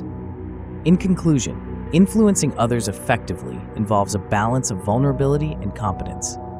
Givers who use powerless communication can build lasting prestige and connect more deeply with their audiences. Selling, distinguishing the deceitful from the genuine. Showing vulnerability in areas not related to skill can build respect, but this is just the beginning for generous people to exert influence. To truly influence others, we need to transform the respect we earn into motivation for others to change their attitudes and actions. This is particularly evident in sales, where success relies on persuading people to buy more. We often see salespeople as manipulative or deceitful, with descriptors like pushy, and yuck commonly coming to mind, according to Daniel Pink. In one study, salespeople were ranked second to last in social responsibility among 44 common MBA occupations, just above stockbrokers. This suggests top salespeople are takers, yet evidence shows many successful salespeople are actually givers. So how do givers excel in sales? Case study: Bill Grumbles. Bill Grumbles, a high-ranking executive, is a great example. Despite his soft-spoken nature, Grumbles rose to the top of HBO's sales charts by asking sincere questions and listening to customers. His approach showed he cared about their interests, earning their respect. This method was far more effective than the more aggressive tactics used by his peers. The Joy of Talking psychologist James Pennebaker discovered that people enjoy talking about themselves, which creates a sense of learning and connection. By asking questions, givers allow others to experience this joy while they learn about their customers' needs and preferences. The Raleigh Experiment. In Raleigh, North Carolina, an innovative optometry company revealed that givers significantly outperformed matchers and takers in sales. Givers like Kildare Escoto and Nancy Phelps focused on understanding their customers' needs through questions and attentive listening, which led to higher sales and customer satisfaction. The power of questions. Research shows that asking questions can be a powerful persuasive tool. It encourages people to reflect and make their own decisions, leading to higher engagement and follow-through. This approach works because it feels less like coercion and more like a genuine inquiry into their intentions. Persuading, the technique of tentative talk. In 2004, Volkswagen's advertising campaign featured the slogan, "Drive it, you'll get it." This line resonated with consumers due to its dual meaning. It suggested that to fully understand the car's performance, you had to drive it, and implied that a test drive would make you fall in love with the car, leading to a purchase. This was one of many successful campaigns from Arnold Worldwide, Volkswagen's advertising agency, but Don Lane, who came up with the slogan, didn't receive credit. Lane was a senior account executive, responsible for presenting and selling the creative team's ideas, not generating them. While working on a strategic brief for the team, he crafted a sample script ending with, "Drive it, you'll get it." Presenting ideas was not his usual role, and it was typically forbidden for account executives to contribute creatively. Lane faced a dilemma: how to get the creative team to consider his idea without overstepping boundaries. Instead of forcefully pitching his line, which might have backfired, Lane used a tentative approach. He showed the creative director a sample radio script and gently introduced his idea, saying, "I know this is against the rules, but I want to give you a sense of what I'm talking about. What do you think of this line? Drive it, you'll get it." The director loved it, and the campaign went on to sell many cars and win awards. Alison Fergale, a professor at the University of North Carolina, studies powerless communication, which Lane used effectively. She explains that speech styles reveal whether someone is a giver or a taker. Takers use powerful, assertive speech, while givers use more tentative language, including hesitations, hedges, disclaimers, tag questions, and intensifiers. These markers can make speakers seem less confident, but in collaborative settings, they can be more persuasive. Lane's tentative approach included a disclaimer, "I know this is against the rules, but," and a tag question, "What do you think?" Fergale's research shows that powerless speech can be more influential in team settings because it signals openness and a willingness to consider others' opinions. Lane's method earned him credibility and respect from the creative team, who saw him as a helpful collaborator rather than a threat. Lane's reputation for being a supportive team member led to more opportunities and quicker promotions. His ability to contribute creatively without seeking credit was recognized by senior management, and he became a key player in the Drivers Wanted campaign for Volkswagen. His approach demonstrated that givers can thrive in environments where collaboration and trust are valued. Fergale's analysis suggests that Dave Walton's stutter might have similarly helped him connect with the jury by making him seem less dominant and more approachable. Givers using powerless speech show they have others' best interests at heart, a quality often appreciated in collaborative environments, but less so in traditional leadership roles. For example, Barton Hill, a marketing manager, missed a promotion because he spoke about his team's accomplishments rather than his own, failing to project the dominance expected of a leader. In contrast, research shows that takers who use powerful speech are often perceived as competent, but can undermine team performance by stifling idea sharing. In various studies, including one involving pizza franchises and another with teams folding t-shirts, tentative communication proved more effective in encouraging proactive team members to contribute ideas. This openness to suggestions can enhance team performance and productivity. Negotiating, seeking advice in uncertain times. In 2007, a Fortune 500 company shut down a plant in the Midwest, leaving many, including a lively research scientist named Annie, without a job. The company offered Annie a transfer to the East Coast, but this meant abandoning her nighttime MBA program. Annie couldn't afford to quit her job, as the company was funding her education, yet relocating would make continuing her studies impossible. She was caught in a difficult situation with limited options. 2 weeks later, something surprising happened.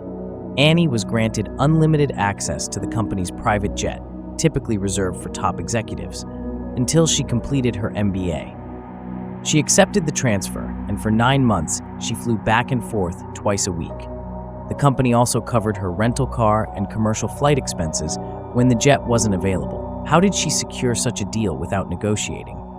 Annie used a form of communication common among givers. Instead of asserting dominance as takers might, or seeking a trade-off as matchers do, Annie, a known giver who mentors colleagues and volunteers, asked a human resources manager for advice. "If you were in my shoes, what would you do?" The HR manager advocated for her, approaching senior leaders who, in turn, sought ways to help Annie. She mentioned her dilemma about completing her MBA, leading to the offer of the private jet. Research reveals that seeking advice can be an effective strategy when lacking authority. In an experiment, researcher Katie Lillienquist found that when sellers of commercial property asked buyers for advice, successful agreements rose from 8% to 42%. Seeking advice fosters cooperation and turns potential conflicts into win-win situations. Across various industries, seeking advice proves more persuasive than pressuring subordinates or trading favors. Executives also benefit from advice seeking. Strategy professors Ethai Stern and James Westfall found that executives seeking board seats were more successful when they combined flattery with advice seeking. Instead of mere compliments, they asked directors for insights, leading to more board recommendations. Advice seeking is a form of powerless communication that combines vulnerability, questioning, and tentativeness. It shows uncertainty and openness to others' knowledge, which takers and matchers often avoid. Takers see it as a sign of weakness, while matchers fear owing something in return. However, givers see it as a genuine learning opportunity. According to Lillienquist, advice seeking has 4 benefits: learning, perspective taking, commitment, and flattery. Annie discovered the availability of the company jet through advice seeking. This changed her department head's perspective, leading to his commitment to help her further, including paying for her rental car and commercial flights. Studies show that when people do favors, they like the recipients more. This principle explains why Annie's department head became more invested in her after offering advice. Asking for advice subtly invites commitment, reinforcing the helper's belief in the recipient's worthiness. People appreciate being asked for advice as it grants them prestige and shows respect for their insights. Genuine advice seeking leads to favorable responses, but it must be sincere. Research by Lillienquist indicates that advice seeking only works when perceived as genuine. Chapter 6: The Art of Motivation Maintenance. Why some givers burn out while others thrive. Herbert Simon, a Nobel laureate in economics, once stated, "The intelligent altruists, though less altruistic than the unintelligent altruists, will be fitter than both unintelligent altruists and selfish individuals." We've explored how givers can reach the pinnacle of success through their unique abilities to build networks, collaborate, communicate, influence, and help others reach their potential. However, as highlighted in the initial chapter, givers are also more likely to end up at the bottom of the success ladder. Achieving success requires not only leveraging the strengths of giving, but also avoiding its pitfalls. When givers overextend their time, they often sacrifice their energy for their collaborators and networks. If they give away too much credit or engage in powerless communication, they risk becoming pushovers and failing to advance their own interests, leading to exhaustion and unproductivity. Since the strategies that propel givers to the top differ from those that drag them down, it's crucial to understand what distinguishes successful givers from those who fail. The next 3 chapters will explore why some givers burn out while others flourish, how givers can protect themselves from takers, and what individuals, groups, and organizations can do to safeguard givers and amplify their success. Recently, Canadian psychologists Jeremy Freimer and Larry Walker embarked on a study to understand what drives highly successful givers. They focused on recipients of the Caring Canadian Award, a prestigious honor recognizing individuals who have dedicated many years to community service or humanitarian causes. Many recipients have sustained their giving efforts for decades to make a difference. Participants completed a questionnaire listing 10 goals in response to "I typically try to." Walker then conducted in-depth interviews with 25 Caring Canadian winners and a comparison group of 25 individuals who matched the winners in gender, age, ethnicity, and education, but had not sustained the same level of giving. Walker spent 100 hours interviewing all 50 participants about their lives, covering significant periods and events in childhood, adolescence, and adulthood. Independent raters then analyzed the goal lists and interview tapes to evaluate the participants' motivations for self-interest and other interest. Self-interest involved pursuing power and achievement, while other interest focused on generosity and helping others. Intuitively, the Caring Canadians scored higher in other interest, mentioning giving and helping 3 times more often than the comparison group. They listed goals such as serve as a positive role model to young people and advocate for women from a low-income bracket. In contrast, the comparison participants mentioned goals like get my golf handicap to a single digit and be attractive to others. Surprisingly, the Caring Canadians also scored higher on self-interest. They mentioned a quest for power and achievement almost twice as often as the comparison group and had about 20% more goals related to gaining influence, recognition, and individual excellence. These successful givers were not just more other-oriented, but also more self-interested. This combination of ambitions differentiates successful givers from others. Understanding why some givers succeed while others fail challenges the conventional view that self-interest and other interest are opposites. Instead, both motivations can coexist. As Bill Gates noted, there are 2 great forces of human nature: self-interest and caring for others, and people succeed when driven by a blend of both. Takers are high in self-interest and low in other interest, aiming to maximize their success with little concern for others.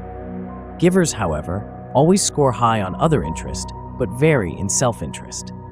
There are selfless givers, who focus on others to their detriment, and otherish givers, who balance concern for others with their own ambitious goals.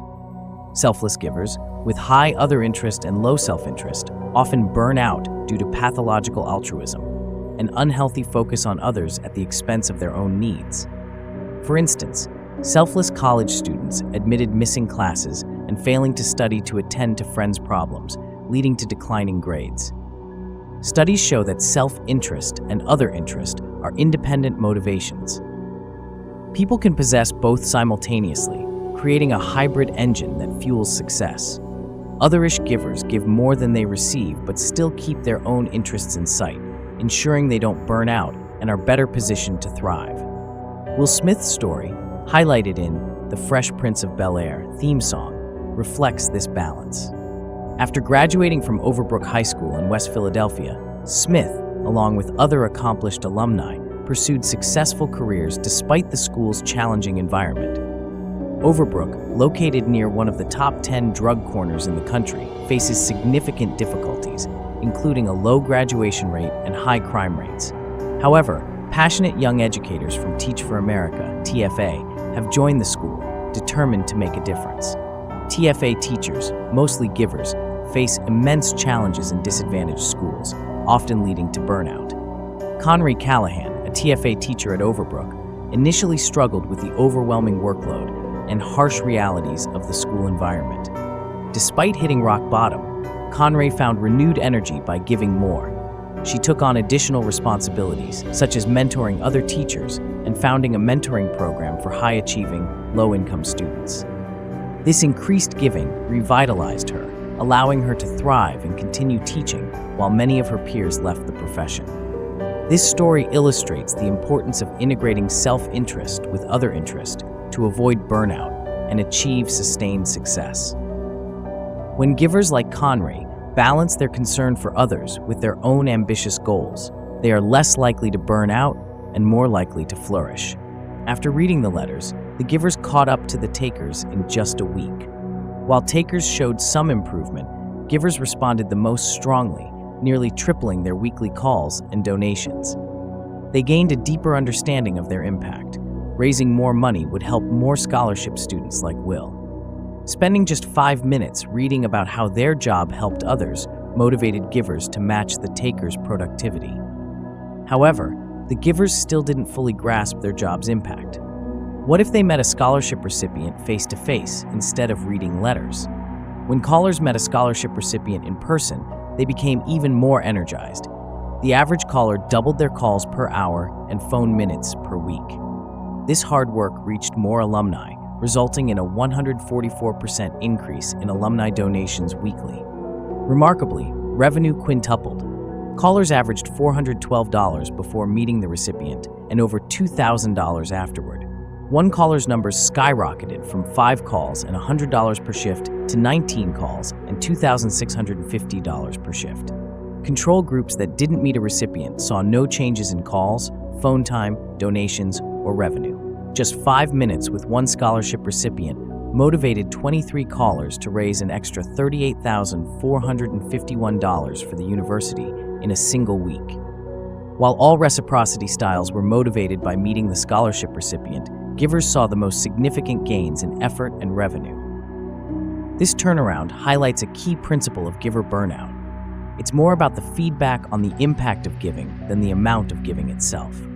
Researchers have found similar conclusions in healthcare, where burnout, often called compassion fatigue, is attributed to the stress and strain of caring for others. Initially, experts thought compassion fatigue was caused by too much compassion. However, recent research shows that perceived suffering leads to depressive symptoms in caregivers more than any other factor, including time spent caregiving. Givers don't burn out from giving too much time and energy. They burn out when they can't effectively help those in need. Teachers are prone to giver burnout due to the long-term nature of education. They interact with students daily, but it may take years for their impact to be evident.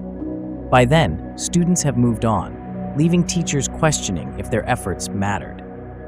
Without clear affirmation of their giving's benefits, the work becomes exhausting and harder to sustain. These challenges are prevalent in settings like Overbrook, where teachers face many distractions and disadvantages to engage students.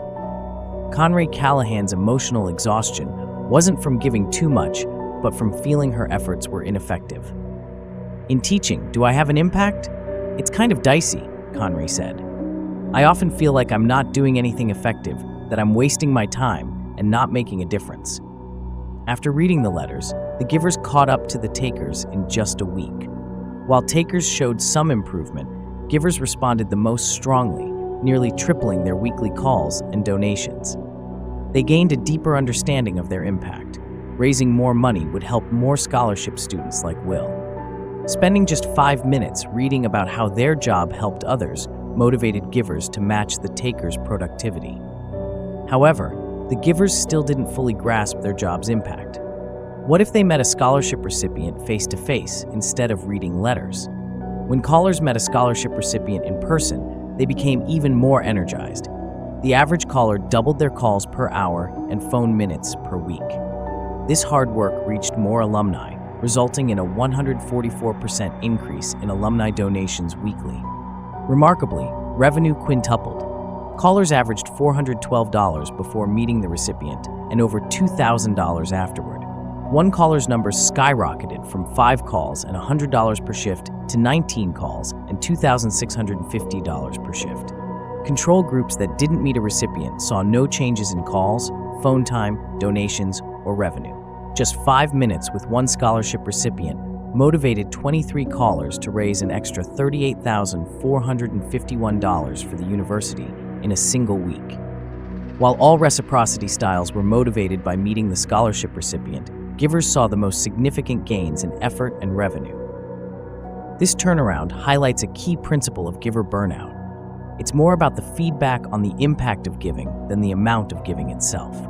Researchers have found similar conclusions in healthcare, where burnout, often called compassion fatigue, is attributed to the stress and strain of caring for others. Initially, experts thought compassion fatigue was caused by too much compassion. However, recent research shows that perceived suffering leads to depressive symptoms in caregivers more than any other factor, including time spent caregiving.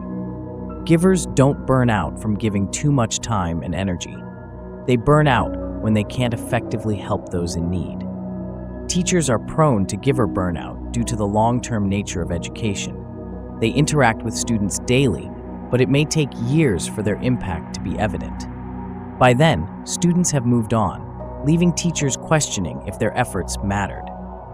Without clear affirmation of their giving's benefits, the work becomes exhausting and harder to sustain. These challenges are prevalent in settings like Overbrook, where teachers face many distractions and disadvantages to engage students. Conray Callahan's emotional exhaustion wasn't from giving too much, but from feeling her efforts were ineffective. "In teaching, do I have an impact? It's kind of dicey," Conray said. "I often feel like I'm not doing anything effective, that I'm wasting my time and not making a difference." Launching Minds Matter Philadelphia filled the impact void Conray felt at Overbrook. "With my mentoring program, there's no doubt. I know that I have a more direct impact," she said. Mentoring high-achieving, low-income students felt more impactful than teaching at Overbrook, where each student had unique challenges. Positive feedback came quickly, validating her efforts. She watched one mentee, David, transform from a shy loner to an outspoken young man with a close group of friends. Like the fundraising callers meeting a scholarship student, seeing her program's impact energized her. This energy boost renewed Conray's hope that she could make an impact at Overbrook. Observing her high-achieving mentee's progress gave her confidence to help struggling students in her classroom. "I know what I've started is really making a difference with these kids. What I've seen in 3 months is a big change for them, and they make me realize how great kids can be." As she spent more time mentoring Minds Matter students, she entered her Overbrook classroom with greater enthusiasm and a revitalized sense of purpose. Research with colleagues revealed that perceiving impact buffers against stress, preventing burnout, and maintaining motivation and performance. In one study, high school teachers who saw their jobs as stressful and demanding reported greater burnout. However, job stress only led to higher burnout for teachers who felt they didn't make a difference. A sense of lasting impact protected against stress and prevented exhaustion. Teachers often have to wait years to see their lessons' impact on students. By that time, they may have lost contact with those students. But in the short term, teachers can see their impact through face-to-face interactions with students.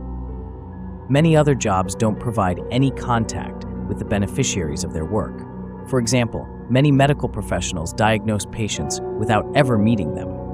In Israel, a group of radiologists evaluated nearly 100 CT exams. After 3 months, they re-evaluated the same exams without remembering the originals. Some radiologists improved by 53% in detecting unrelated abnormalities, while others' accuracy dropped by 28% on the same exams in 3 months. Why did some improve while others worsened? Patient photos were attached to the exams.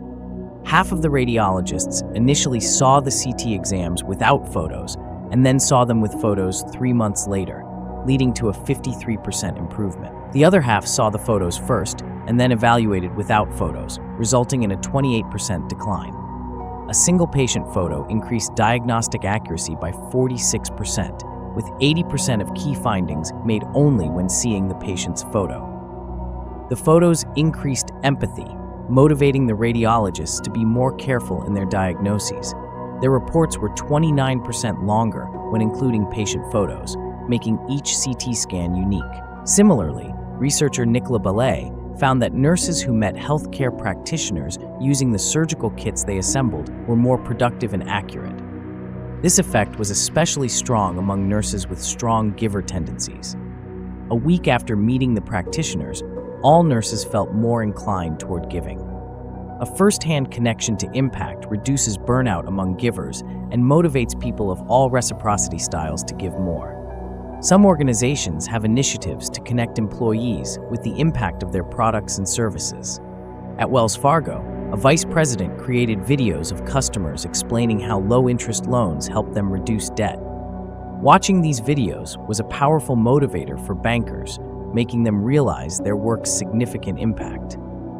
Medtronic employees visit hospitals to see their medical technologies helping patients. Former CEO Bill George noted that these visits remind employees of their mission to restore health and life. Medtronic also holds an annual party where patients share their stories, often bringing employees to tears upon realizing their work's importance. Having a greater impact can help givers avoid burnout, though it's not the entire solution. Conray's extra giving was energizing because of where and to whom she gave. Nearly a century ago, psychologist Anitra Karsten found that a change of context could renew energy. Participants working on repetitive tasks became exhausted, but could easily perform different tasks without fatigue. This change in context reinvigorated them. When Conray mentored TFA teachers, the change of context made giving feel fresh. Working with adults, doing something that is kind of teaching, that doesn't burn me out, that invigorates me, Conray said. Giving more in the same domain can be exhausting, but expanding contributions to different groups recharges energy. When she started mentoring Minds Matter students, the new setting and group provided a fresh context, renewing her energy. Instead of teaching Spanish, she prepared students for college, recharging her energy by shifting her giving to a novel domain. Otherish choices, chunking, sprinkling, and the 100-hour rule of volunteering. Earlier, we explored the concept of otherish behavior. By examining the cases of Conray and the fundraising callers, we see the clear difference between selfless and otherish givers. The choices regarding how, where, and how much to give significantly impact whether a person experiences burnout or remains motivated. Conray, seemingly selfless by giving more, actually found a personally rewarding way to give, boosting her energy by witnessing the positive effects of her contributions. Being more selfless in this context would have meant giving more at school, where she felt her impact was limited. Instead, Conray prioritized her well-being by giving in a different, more fulfilling way. The consequences of these choices are evident in numerous studies. Psychologist Vicki Helgeson of Carnegie Mellon found that relentless giving without self-care risks mental and physical health. However, giving in a balanced, otherish manner, where concern for oneself is as important as concern for others, mitigates these health risks. In one study, people who balanced self-benefit with helping others experienced significant increases in happiness and life satisfaction over 6 months. Examining the decisions otherish and selfless givers make about when and how much to give reveals more about avoiding burnout. Conray's method of giving not only varied, but also involved careful planning. Consider performing 5 random acts of kindness in a week, such as helping a friend with a project, writing a thank you note, donating blood, or visiting an elderly relative. You can choose to either chunk these acts into a single day or sprinkle them across 5 days. Which approach would make you happier? Psychologist Sonia Lubomirski's study involved people performing 5 random acts of kindness each week for 6 weeks. Participants were split into 2 groups. One chunked their giving into a single day, while the other sprinkled it over 5 days. Despite the same number of acts, only one group felt significantly happier, the chunkers. By performing all acts in one day, happiness increased, while sprinkling diminished the act's impact and distinguishability from everyday behavior. Conray was a chunker. At Minds Matter, she dedicated 1 day a week to volunteering, giving all 5 weekly hours of mentoring high school students on Saturdays. Chunking her giving allowed her to see her impact more vividly, making her efforts feel substantial. Chunking giving is an otherish strategy. Conray mentored students on weekends when she was recharged, avoiding after-school hours when she was exhausted. In contrast, selfless givers tend to sprinkle their giving, helping whenever needed, which can be distracting and exhausting.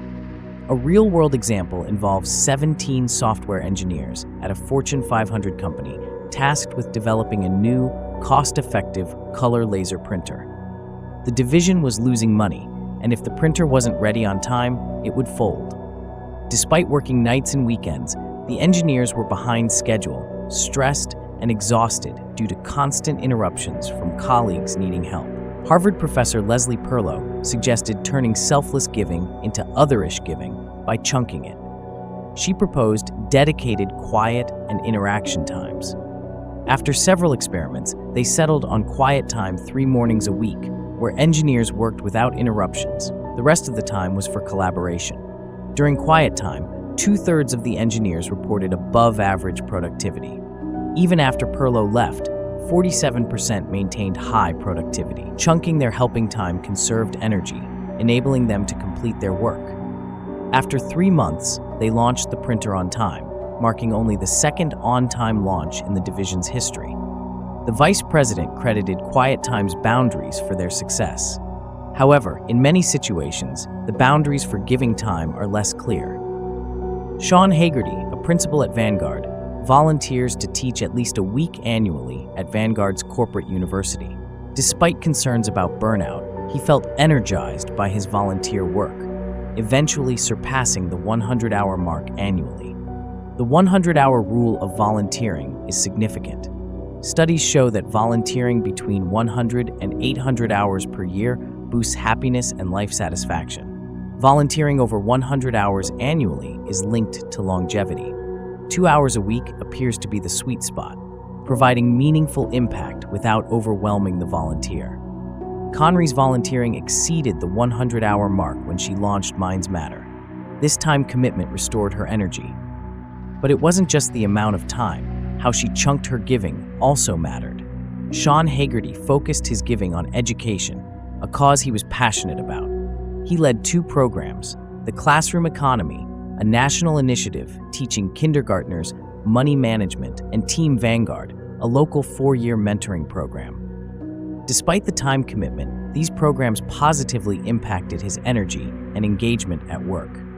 Psychologists Netta Weinstein and Richard Ryan found that giving is energizing when it's an enjoyable, meaningful choice rather than out of duty. In a study, people who gave due to enjoyment and purpose experienced significant energy gains. This pattern was consistent among firefighters and fundraising callers, who worked harder when giving aligned with their interests.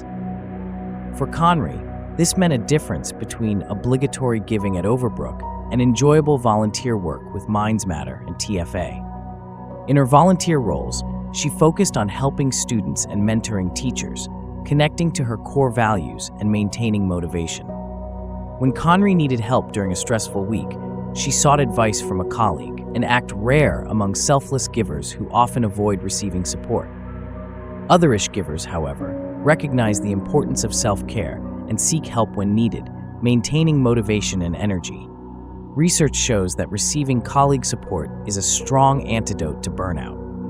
Despite Overbrook lacking a formal support network, Conry built one by giving help. This is aligned with the tend and befriend response to stress, which emphasizes bonding for mutual support.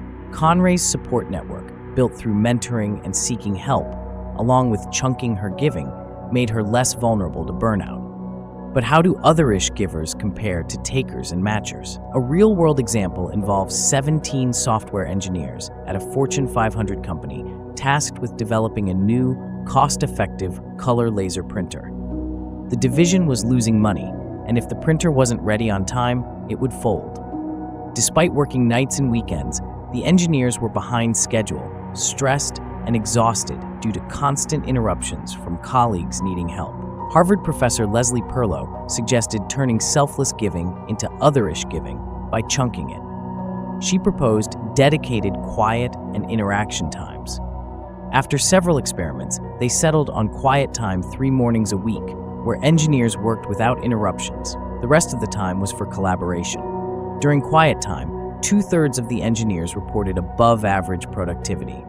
Even after Perlow left, 47% maintained high productivity. Chunking their helping time conserved energy, enabling them to complete their work. After 3 months, they launched the printer on time, marking only the second on-time launch in the division's history. The vice president credited Quiet Time's boundaries for their success. However, in many situations, the boundaries for giving time are less clear. Sean Hagerty, a principal at Vanguard, volunteers to teach at least a week annually at Vanguard's corporate university. Despite concerns about burnout, he felt energized by his volunteer work, eventually surpassing the 100-hour mark annually. The 100-hour rule of volunteering is significant. Studies show that volunteering between 100 and 800 hours per year boosts happiness and life satisfaction. Volunteering over 100 hours annually is linked to longevity. 2 hours a week appears to be the sweet spot, providing meaningful impact without overwhelming the volunteer. Conry's volunteering exceeded the 100-hour mark when she launched Minds Matter. This time commitment restored her energy. But it wasn't just the amount of time. How she chunked her giving also mattered. Sean Hagerty focused his giving on education, a cause he was passionate about. He led 2 programs, the Classroom Economy, a national initiative teaching kindergartners money management, and Team Vanguard, a local 4-year mentoring program. Despite the time commitment, these programs positively impacted his energy and engagement at work. Psychologists Netta Weinstein and Richard Ryan found that giving is energizing when it's an enjoyable, meaningful choice rather than out of duty. In a study, people who gave due to enjoyment and purpose experienced significant energy gains. This pattern was consistent among firefighters and fundraising callers who worked harder when giving aligned with their interests. For Conry, this meant a difference between obligatory giving at Overbrook and enjoyable volunteer work with Minds Matter and TFA. In her volunteer roles, she focused on helping students and mentoring teachers, connecting to her core values and maintaining motivation. When Conry needed help during a stressful week, she sought advice from a colleague, an act rare among selfless givers who often avoid receiving support. Otherish givers, however, recognize the importance of self-care and seek help when needed, maintaining motivation and energy. Research shows that receiving colleague support is a strong antidote to burnout. Despite Overbrook lacking a formal support network, Conry built one by giving help. This is aligned with the tend and befriend response to stress, which emphasizes bonding for mutual support. Conry's support network, built through mentoring and seeking help, along with chunking her giving, made her less vulnerable to burnout.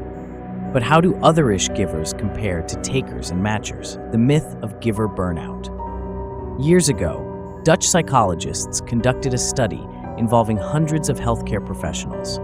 They monitored the amount of time and energy these professionals invested in their patients and asked them to report their levels of burnout. A year later, they repeated the measurements. The results showed a clear pattern. The more the professionals gave, the more burned out they felt over the following year.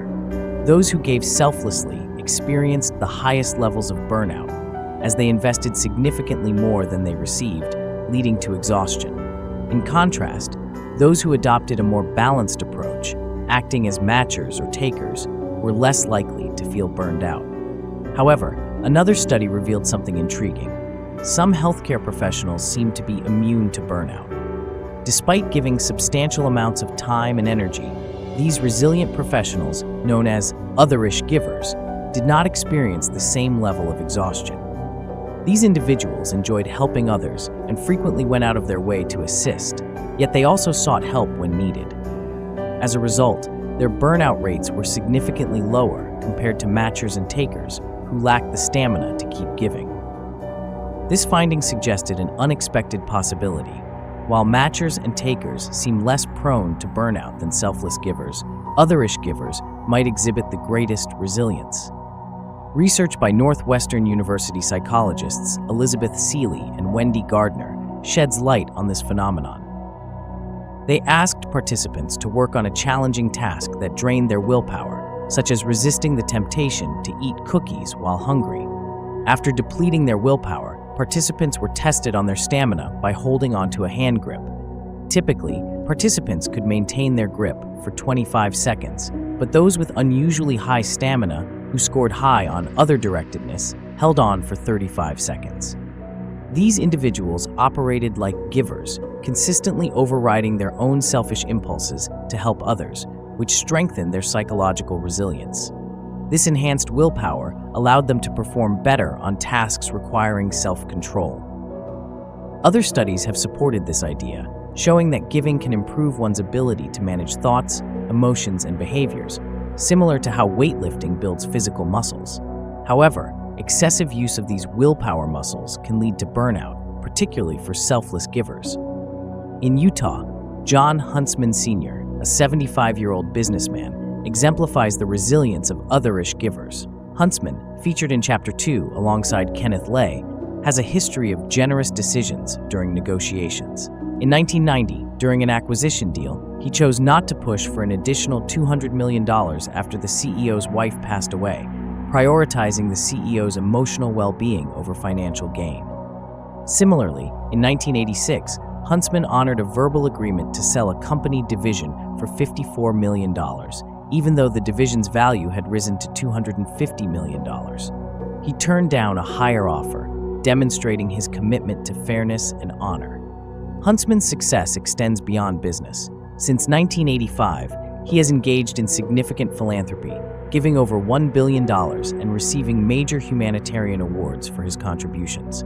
Despite losing a significant portion of his fortune in 2001, he continued his philanthropic efforts by taking out a personal loan to fulfill his commitments. Huntsman's success challenges the idea that wealth leads to generosity. He believes that his giving nature played a crucial role in his success. In his giving pledge, he states that his desire to help others motivated him to pursue education in business and build a successful company. His personal experiences with cancer and his dedication to cancer research reflect his commitment to making a difference. Research supports the idea that giving can enhance happiness and motivation, which may lead to greater success. Economist Arthur Brooks found that for every dollar donated to charity, income increased by $3.75, suggesting that generosity can contribute to financial success. Studies on happiness and giving reveal that spending money on others boosts happiness more than spending it on oneself. This warm glow of giving activates pleasure and purpose centers in the brain, leading to increased life satisfaction and reduced depression. Volunteering and supporting others have also been linked to longer lifespans and improved mental health in older adults. Giving, whether through time or money, adds meaning to life, distracts from personal problems, and fosters a sense of value. Research shows that happier people tend to perform better at work, set higher goals, and make better decisions. John Huntsman Sr.'s experience aligns with these findings, suggesting that his generous spirit may have contributed to his financial and personal success. Chapter 7. Chump Change. Navigating the Doormat Effect. Every good deed is often met with a penalty. Claire Booth Luce, editor, playwright, and U.S. Congresswoman Lillian Bauer, was a standout manager at a prestigious consulting firm. Recruited from Harvard and later enticed back after completing her MBA, she was quickly recognized as a rising star. However, her rapid ascent to partnership was hindered by her excessive generosity. Her promotion was postponed by 6 months, and she was advised to be more assertive with clients and colleagues. Even after a year, she had yet to secure the partnership. Bauer was deeply committed to making a positive impact. She spent years with a nonprofit aiding women in starting and growing businesses, implementing a microloan program that helped many low-income women, including one who received loans from banks after Bauer improved her business plan. Bauer also dedicated significant time to mentoring junior employees and assisting them with career advice and business school applications. "I want to help as much as I can. If giving an hour of my time saves others 10 hours or provides opportunities, it's worth it." Despite her exceptional abilities and dedication, Bauer's boundless generosity began to undermine her reputation and effectiveness. A colleague remarked, "She never said no and was so accommodating that she ended up being seen as a pushover. It really delayed her promotion to partner." Feedback indicated that Bauer lacked the assertiveness expected of a partner and was too focused on developing others and meeting clients' demands. This lack of firmness and the tendency to accommodate client requests contributed to her career stagnation. A study by management professors Diane Bergeron, Abby Shipp, Ben Rosen, and Stacy First, involving over 3,600 consultants, mirrored Bauer's experience. Their research showed that consultants who were more giving had lower salary increases, slower promotions, and less frequent career advancement compared to those who were takers or matchers.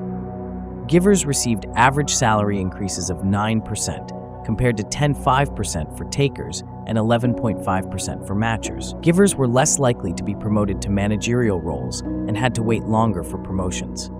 In contrast, Jason Geller at Deloitte Consulting in New York City had a different experience. He was an exemplary giver, creating a comprehensive knowledge management system, informally known as the JNet. Geller shared valuable information and resources with his colleagues, and his generosity was widely recognized. Despite being a giver, he advanced rapidly and became one of Deloitte's youngest partners at age 30. His success is attributed to his willingness to help others, his proactive approach, and his effective handling of knowledge sharing. The key difference between Bauer and Geller's trajectories lies in how they managed their giving. Bauer fell into traps of excessive trust, empathy, and timidity, which hindered her career. Geller, on the other hand, navigated the pitfalls of being a giver by being strategic and adaptable. He was mindful of who he helped and how he helped them, maintaining a balance between generosity and self-protection. For givers to avoid becoming doormats, they need to develop skills in sincerity screening, distinguishing between genuine givers and takers. Givers should be cautious about whom they trust and how they allocate their support. They can benefit from focusing on others' motives rather than just their emotions, as demonstrated by Peter O'Day's experience.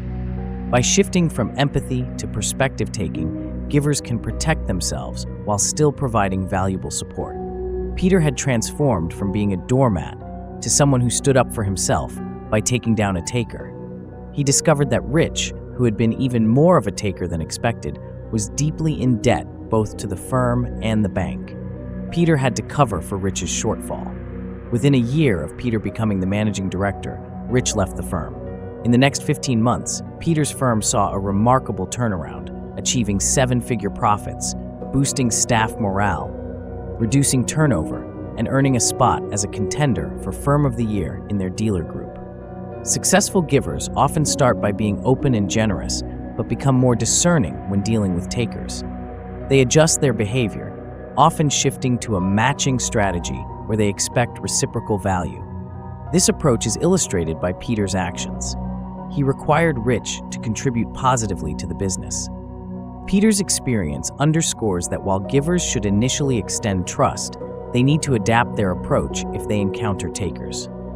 "I've learned to limit my time with takers," Peter explains. In studies, when participants were paired with competitive or cooperative partners, competitive takers remained so regardless of their partner's behavior. However, cooperative participants adapted, becoming competitive in response to a partner's competitiveness. This tit-for-tat strategy, cooperating unless faced with competition, proves highly effective but lacks forgiveness for occasional lapses. Harvard's Martin Nowak suggests a more forgiving approach called generous tit-for-tat. This strategy involves cooperating initially and continuing to do so unless faced with competition. When competition arises, the response is to compete 2/3 of the time, with 1/3 of the responses being cooperative. This balance of rewarding good behavior while discouraging exploitation can be more effective over time, though it risks encouraging takers to exploit the system. Generous tit-for-tat aligns with an otherish approach, where trust is initially extended, but reciprocity is adjusted based on behavior. Givers practice this strategy by sometimes shifting to a matcher role, yet occasionally returning to their giving nature to offer a chance for redemption, as Peter did with Rich. This approach is rooted in an optimistic belief that people can surprise and impress you. The principle of generous tit-for-tat is exemplified by Abraham Lincoln. Despite being wronged by Lyman Trumbull, Lincoln chose to forgive and maintain trust, which eventually led to Trumbull's support in Lincoln's Senate bid. Similarly, when faced with political maneuvering, Lincoln's willingness to negotiate and balance his interests with those of others demonstrated how advocating for the interests of others can align with one's own values. Jason Geller employs a form of generous tit-for-tat in mentoring at Deloitte. By offering ongoing meetings, he creates opportunities for genuine interactions and identifies potential takers. When a taker is identified, Geller adjusts his approach, giving support but in a manner that ensures it is not misused. Lillian Bauer's experience illustrates the shift from unconditional generosity to a more strategic approach. After being taken advantage of by a family friend, Bauer learned to screen for sincerity and adjust her approach with takers. Despite her caution, she initially struggled with assertiveness in client interactions. Over time, she developed strategies to assert boundaries while maintaining her generosity, advocating for her team's well-being when faced with unreasonable client requests. The issue of assertiveness, particularly for givers, is highlighted by research on gender and negotiation. Studies by Linda Babcock and others show that women, and givers in general, often negotiate less aggressively than their male counterparts, leading to lower salaries and fewer promotions. This tendency is tied to concerns about violating social expectations of warmth and kindness. However, when women negotiate on behalf of others, they tend to perform better, as seen in experiments where women advocating for others requested higher salaries compared to when negotiating for themselves. Samir Jain's experience underscores this principle. Initially a doormat in negotiations, Jain transformed into a more assertive negotiator by framing his requests as being in the interest of his family. This shift in perspective allowed him to secure a significantly better compensation package, illustrating how advocating for others can empower givers to be more assertive, overcoming the pushover habit. Lillian's journey resonated with me deeply. When I started college, I took a job selling ads for the Let's Go travel guides, created entirely by Harvard students. These guides were considered essential for budget travelers, competing with Lonely Planet and other major resources. On my first day, my manager handed me a list of clients and said, "These companies spent about $300,000 on ads last year. Call them and convince them to advertise again." Then she walked away. Realizing I wouldn't receive any training, panic set in. I knew nothing about the product, had no relevant experience, and had never traveled outside North America. At just 18, I felt unqualified to pitch to senior executives at major companies. I gathered my courage and called Steven, a longtime advertiser who ran a travel agency. From the start, it was clear he was furious. I was initially pleased to see my agency featured in the guides, separate from my ad, he snapped. But then I saw that outdated contact information was listed. I've had to spend hundreds maintaining old addresses and email accounts just to be reachable. I tried to explain that advertising and editorial were separate departments and that I could only ensure the accuracy of his ads, not the book's content. Steven didn't care. He demanded a discount for the mistake and threatened not to renew his ad if I didn't comply. Feeling sympathetic, I gave him a 10% discount, violating a Let's Go policy. After reaching out to several dozen clients, I had granted 3 more discounts and secured very few contracts, which was mortifying, given Let's Go's 95% renewal rate. I even issued a refund to a client, becoming the first to give away money already on the books. My empathy for clients was costing both the company and myself. I felt like a disaster and contemplated quitting. This wasn't the first time I had been too giving. At 14, I pursued springboard diving, determined to master it despite my lack of skills and flexibility. My coach even labeled me Frankenstein for my stiffness. After training intensely for 4 years, I became a 2-time state finalist and All-American diver, competing at the NCAA level at Harvard. However, I sacrificed my success by coaching 2 competitors, who then surpassed me in a major meet. At Let's Go, I was once again sacrificing my own gain for others. But meeting a new assistant manager who had benefited from the revenue I was generating inspired me. I realized my work was supporting other college students seeking jobs and meaningful experiences.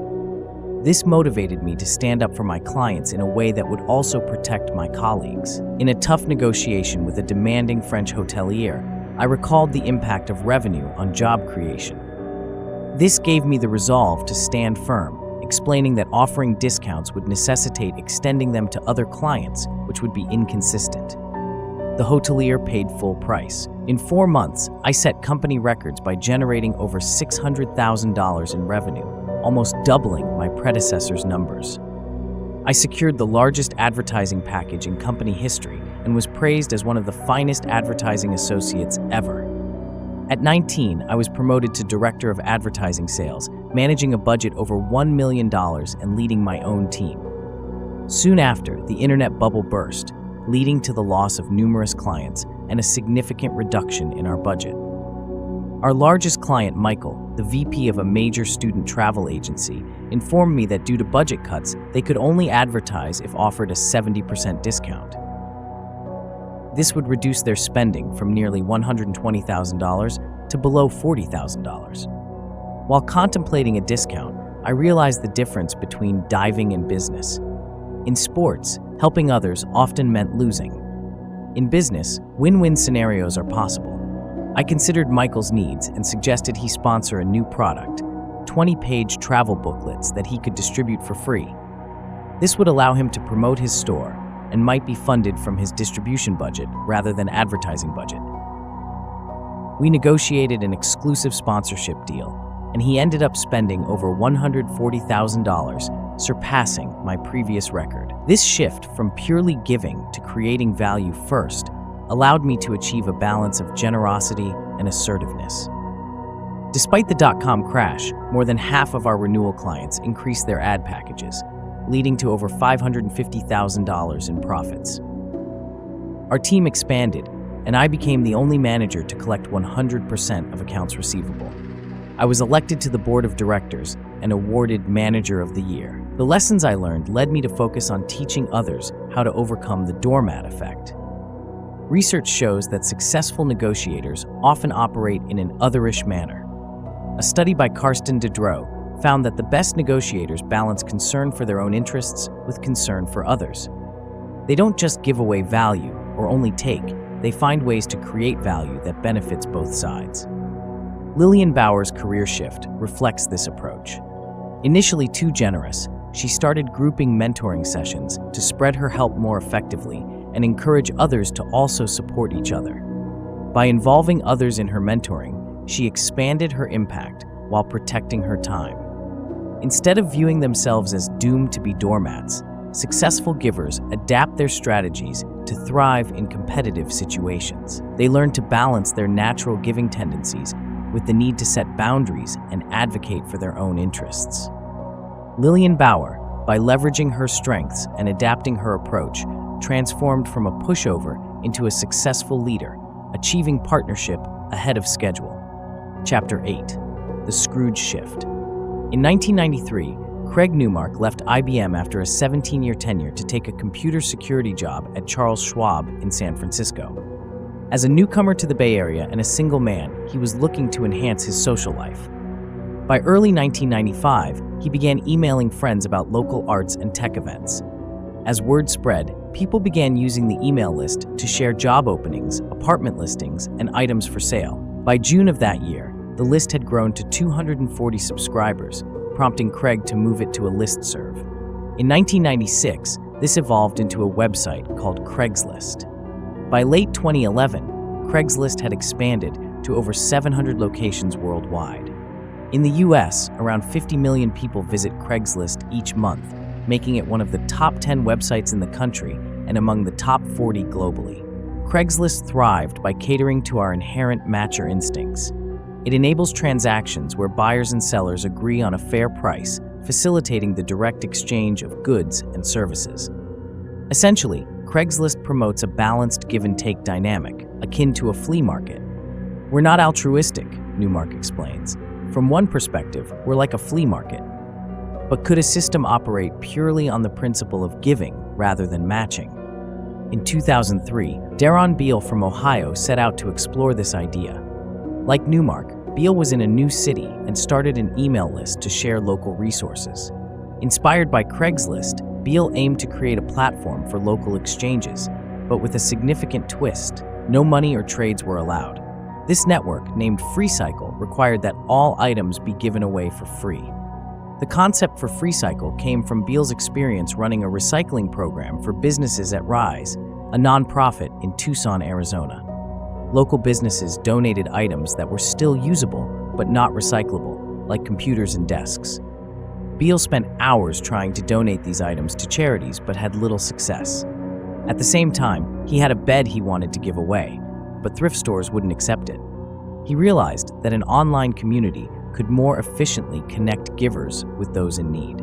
Beal initially emailed about 40 friends to announce FreeCycle and encourage them to join and spread the word. The early days were unpredictable. One member offered a bottle of hair dye with a very short expiration date, while another offered fishing tackle, but only to someone who had experienced a theft in the past. With some people using loopholes and others offering less desirable items, FreeCycle seemed challenging. Despite these hurdles, Beal remained hopeful, believing that one person's trash really is another's treasure. Indeed, some FreeCycle members gave away valuable items they could have sold on Craigslist, such as cameras, computers, and pianos. FreeCycle grew rapidly from 30 members in May 2003 to over 100,000 members in 360 cities worldwide within a year. By March 2005, membership had surged to 1 million. Social scientists Rob Willer, Frank Flynn, and Sonia Zak studied what motivates participation in exchange systems. They aimed to understand whether systems like Craigslist, which facilitate direct value exchanges and cater to matchers, were optimal compared to systems like FreeCycle, where giving and receiving are not reciprocal but generalized. They found that FreeCycle's model, despite being based on giving, successfully motivated people to act like givers, even if they initially joined to take. Willer's team surveyed over 1,000 members from both Craigslist and FreeCycle to understand their reciprocity styles. Givers on FreeCycle typically donated an average of 21 items, while takers gave away about 9 items each. Interestingly, many people join FreeCycle with the intention of taking, but end up giving. For instance, new parents who initially sought free baby items later started donating them. What drives people to join with the intention of taking, but then end up giving? This question reveals a key strategy for givers to avoid exploitation. Instead of focusing solely on protecting themselves, givers can foster a culture of giving within a group. As demonstrated by Jason Geller and Lillian Bauer, and earlier by Adam Rifkin, encouraging others to give within a network can establish a giving norm. When a group adopts this norm, even those inclined to take or match may conform to a culture of generosity, thus reducing the risk for individual givers. Groups can encourage members to adopt a giving mindset, which helps expand the overall impact of generosity and ensures a more equitable distribution of contributions. The effectiveness of such groups in promoting giving can be further explored through specific activities used by leading organizations and business schools, which I will discuss later. For now, understanding FreeCycle's success in motivating a diverse range of participants to give provides valuable insights into fostering a culture of generosity. The altruism debate. For nearly 40 years, 2 leading psychologists have clashed over whether acts of giving can ever be truly selfless or if they are always ultimately driven by self-interest. Instead of engaging in abstract philosophical debates, they have taken their arguments into the realm of psychological experiments. The proponent of pure altruism, C. Daniel Batson, argues that genuine selflessness occurs when we feel deep empathy for someone in need. According to Batson, the more intense our emotional connection and the greater the need of the person we empathize with, the more we are driven to help them. He believes that empathy leads us to act out of genuine concern rather than self-interest. Batson suggests that while some people may experience empathy more deeply or frequently, almost everyone is capable of it, including those who might otherwise seem indifferent or selfish. On the other hand, Robert Cialdini challenges the notion of pure altruism. He argues that human generosity, while prevalent, is not purely altruistic. Cialdini contends that when we see others in distress, it causes us emotional discomfort, such as sadness or guilt, and that this discomfort motivates us to help in order to alleviate our own negative feelings. He has presented a body of research showing that people often help others primarily to reduce their own emotional discomfort. Batson counters this argument by acknowledging that while some acts of help might stem from a desire to relieve personal distress, this is not the sole reason people offer assistance. He conducted experiments to determine whether people would help out of empathy, even when it was costly to themselves. In one such experiment, participants who felt empathy for a woman receiving electric shocks were more likely to stay and take the shocks themselves, rather than leave the situation. This pattern, observed across multiple experiments, led Batson to conclude that empathy can indeed drive altruistic behavior. Cialdini, however, remains unconvinced that such empathy reflects true altruism. He suggests that when we empathize with someone, we begin to see ourselves in them, creating a sense of oneness. This emotional merging, according to Cialdini, means that when we help others, we are essentially helping ourselves. He cites Adam Smith's view that empathy involves immersing ourselves in the other person's experiences, thus making their suffering our own. Batson's team rebuts this view by arguing that if we identify so closely with others that we care about their well-being as much as our own, then helping them should be considered altruistic. They believe that caring about another's needs to the extent of incurring personal cost demonstrates true selflessness. Despite agreeing that empathy leads to helping and that a sense of oneness plays a crucial role, the debate remains unresolved over whether this sense of unity is rooted in selfishness or altruism.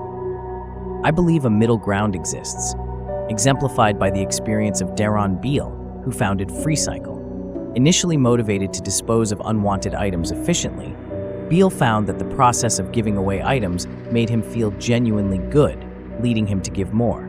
FreeCycle's growth suggests that the act of giving, even for personal gain, can evolve into a more altruistic behavior as people become emotionally invested. Many participants begin to care about the people they help, as seen in Beal's own experience.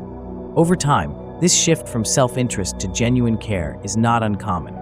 This blending of motives, personal benefit and altruistic joy, reflects the complex nature of human giving. As Frans de Waal notes in The Age of Empathy, the dichotomy between selfish and selfless behavior may be misleading. Instead, the merging of self-interest and altruism might be central to our cooperative nature. Consider Wikipedia, which thrives on contributions from millions of volunteers who claim altruistic motivations. Yet, the pleasure of contributing and the belief in the value of free information are also significant motivators. This blend of personal enjoyment and public good mirrors the dynamics found in FreeCycle. FreeCycle's rapid expansion is attributed to its otherish model, where giving items away not only helps others, but also provides personal satisfaction. The dual benefits, reducing waste and gaining from the community, mirror the low-cost, high-reward nature of Adam Rifkin's 5-minute favors. Furthermore, the sense of community within FreeCycle plays a crucial role. Similar to how common identity fosters greater helping behavior, FreeCycle members who receive items from the community feel a stronger connection and are more inclined to give back.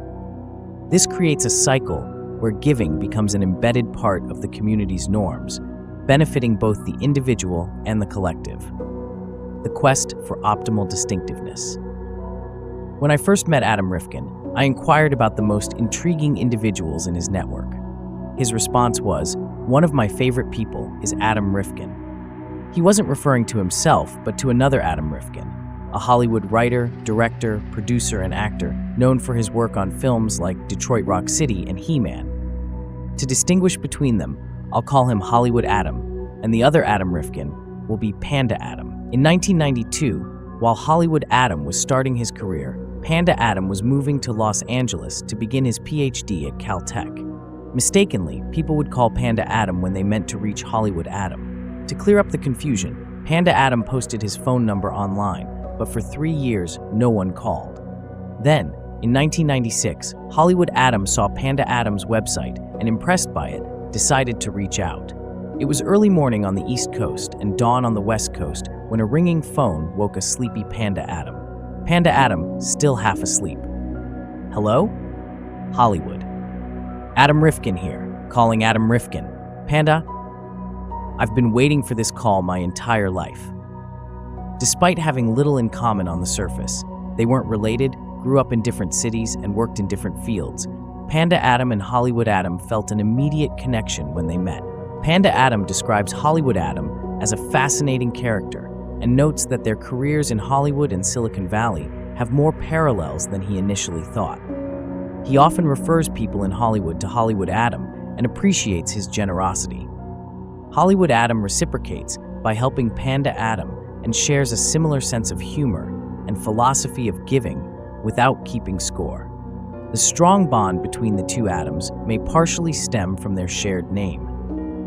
Research by psychologist Brett Pelham at the University at Buffalo shows that people often feel a preference for things that remind them of themselves.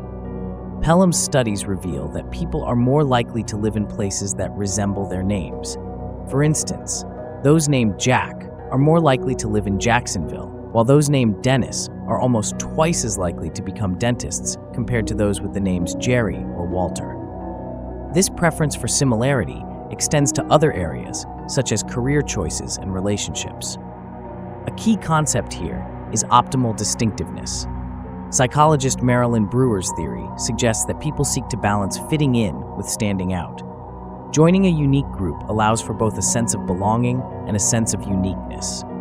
This is evident in groups like FreeCycle, which initially attracted people with a common goal of environmental protection, but allowed for personal expression within that shared purpose. FreeCycle's emphasis on giving and the visibility of small acts of generosity fostered a sense of community and encouraged participation. However, FreeCycle's success also depended on achieving a critical mass of giving to prevent free riding. The presence of role models, like the elderly man in Tucson who repaired bikes for children, helped inspire others to give.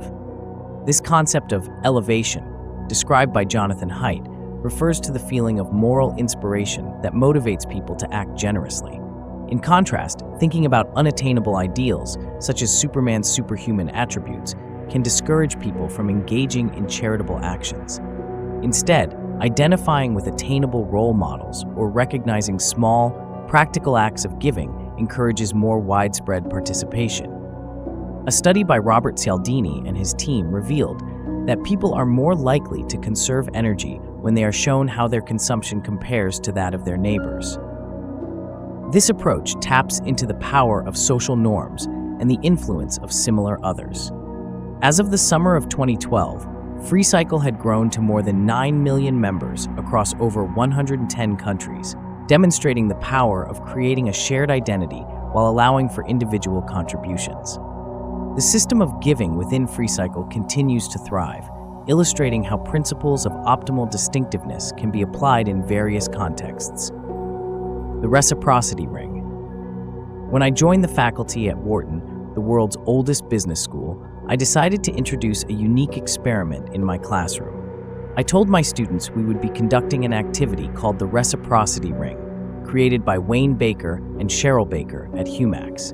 In this exercise, each student would make a request to the class, and the rest would use their knowledge, resources, and connections to assist. These requests could relate to anything significant in their professional or personal lives, from job leads to travel advice. At first, I encountered skepticism from some students. One believed the exercise wouldn't succeed because Wharton students are more focused on their careers than on giving. Another student expressed doubt about getting help with his consulting job applications, suspecting that his peers, who were also competing for similar positions, wouldn't assist.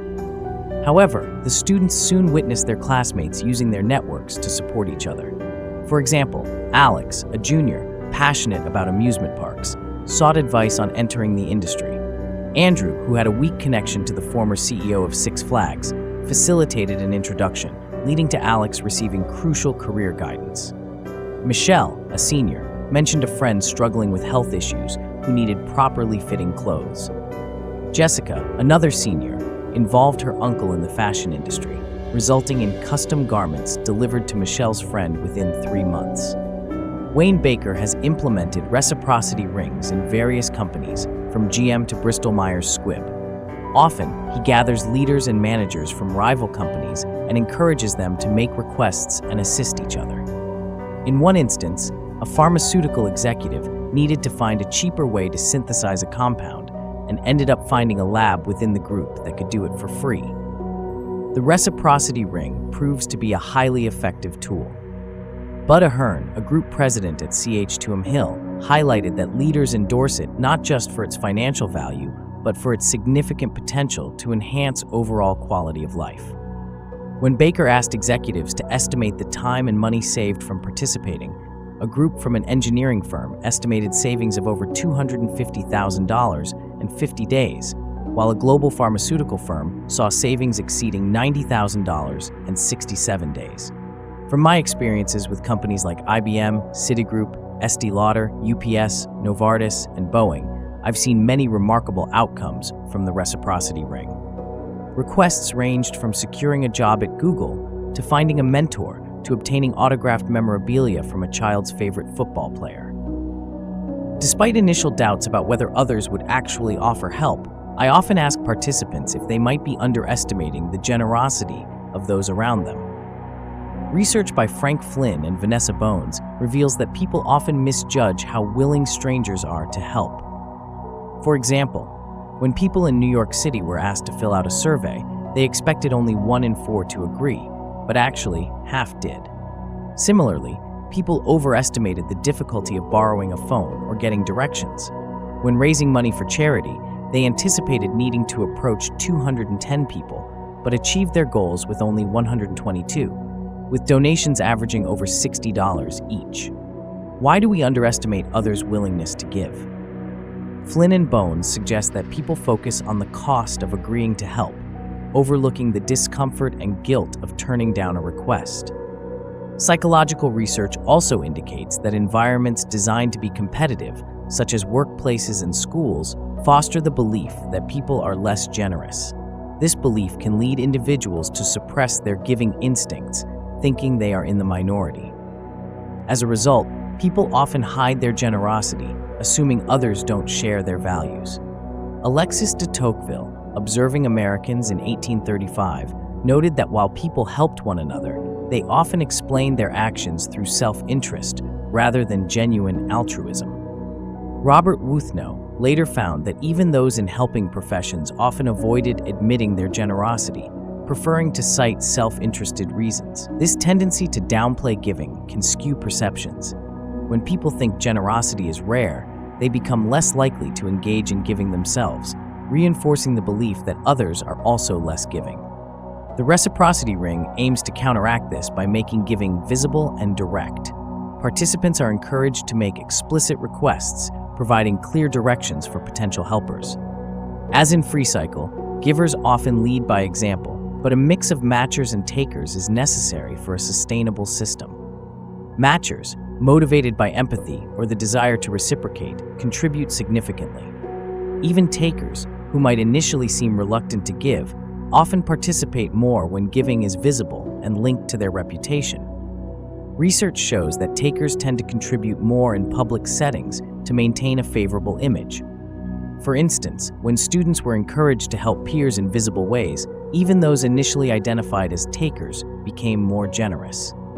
However, there's a risk that some takers may only contribute while under observation. A study of bank tellers revealed that while some continued to give after a promotion, others reduced their giving significantly once they were no longer being monitored. Encouraging people to give involves more than changing attitudes. It often requires initiating giving behaviors first. Research shows that people who regularly give begin to see themselves as givers, even if their initial motivations were self-serving. Volunteering, for example, can lead individuals to internalize giving as part of their identity. FreeCycle and the reciprocity ring foster a culture of giving while allowing personal choice.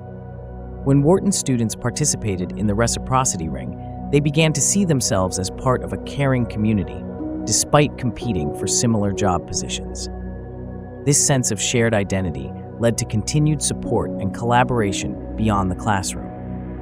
At the end of the semester, the student who had initially doubted the presence of givers at Wharton approached me, acknowledging that the experience had transformed their view. Everyone in the class had become intrinsically motivated to give, creating a lasting impact beyond the exercise itself. Chapter 9. Out of the Shadows. Several years ago, Derek Sorensen made a notable impact on the sports world. Standing over 6 feet tall and weighing more than 200 pounds, Derek was an intimidating, aggressive competitor who instilled fear in his opponents. He led his NCAA team to a national championship and later played professionally. When an injury ended his playing career, he was sought after by top professional teams to become a contract negotiator, responsible for striking deals with players and agents to build top-tier teams. To hone his negotiation skills, Derek took a course at a prestigious business school, where he practiced negotiating in various scenarios, from a pharmaceutical executive buying a factory to a condo developer resolving a dispute with a carpenter. Early in the course, Derek successfully negotiated a real estate deal, convincing the listing agent to accept a price that was not in her client's best interest. One winter evening, Derek participated in a negotiation simulation where he played one of 4 fishermen with competing businesses. They were overfishing and faced the risk of depleting the resource. During the discussion, one negotiator suggested dividing the total allowable catch equally among them. Another proposed a more equitable approach based on the size of their operations, with each reducing their fishing by 50%. Everyone agreed on the latter plan. However, it was up to each negotiator to decide whether to adhere to the agreement. 2 negotiators followed through, cutting their fishing by 50%. A third reduced her catch by 65%, but Derek chose to ignore the agreement entirely. He increased his fishing, taking a larger share and significantly outpacing the others in profits. When questioned, Derek stated, "I wanted to win the negotiations and outdo my competitors." Shortly after, Derek experienced a rapid rise in his career. He was hired by a professional sports team and gained a reputation as a formidable negotiator, playing a crucial role in forming a championship-winning team. He was promoted swiftly and recognized as one of the most influential figures in his sport, despite being in his 30s. When Derek began his role as a negotiator, his tasks included managing the budget, identifying top talent, and negotiating contracts. Given the financial constraints, he employed a taker approach, focusing on minimizing costs.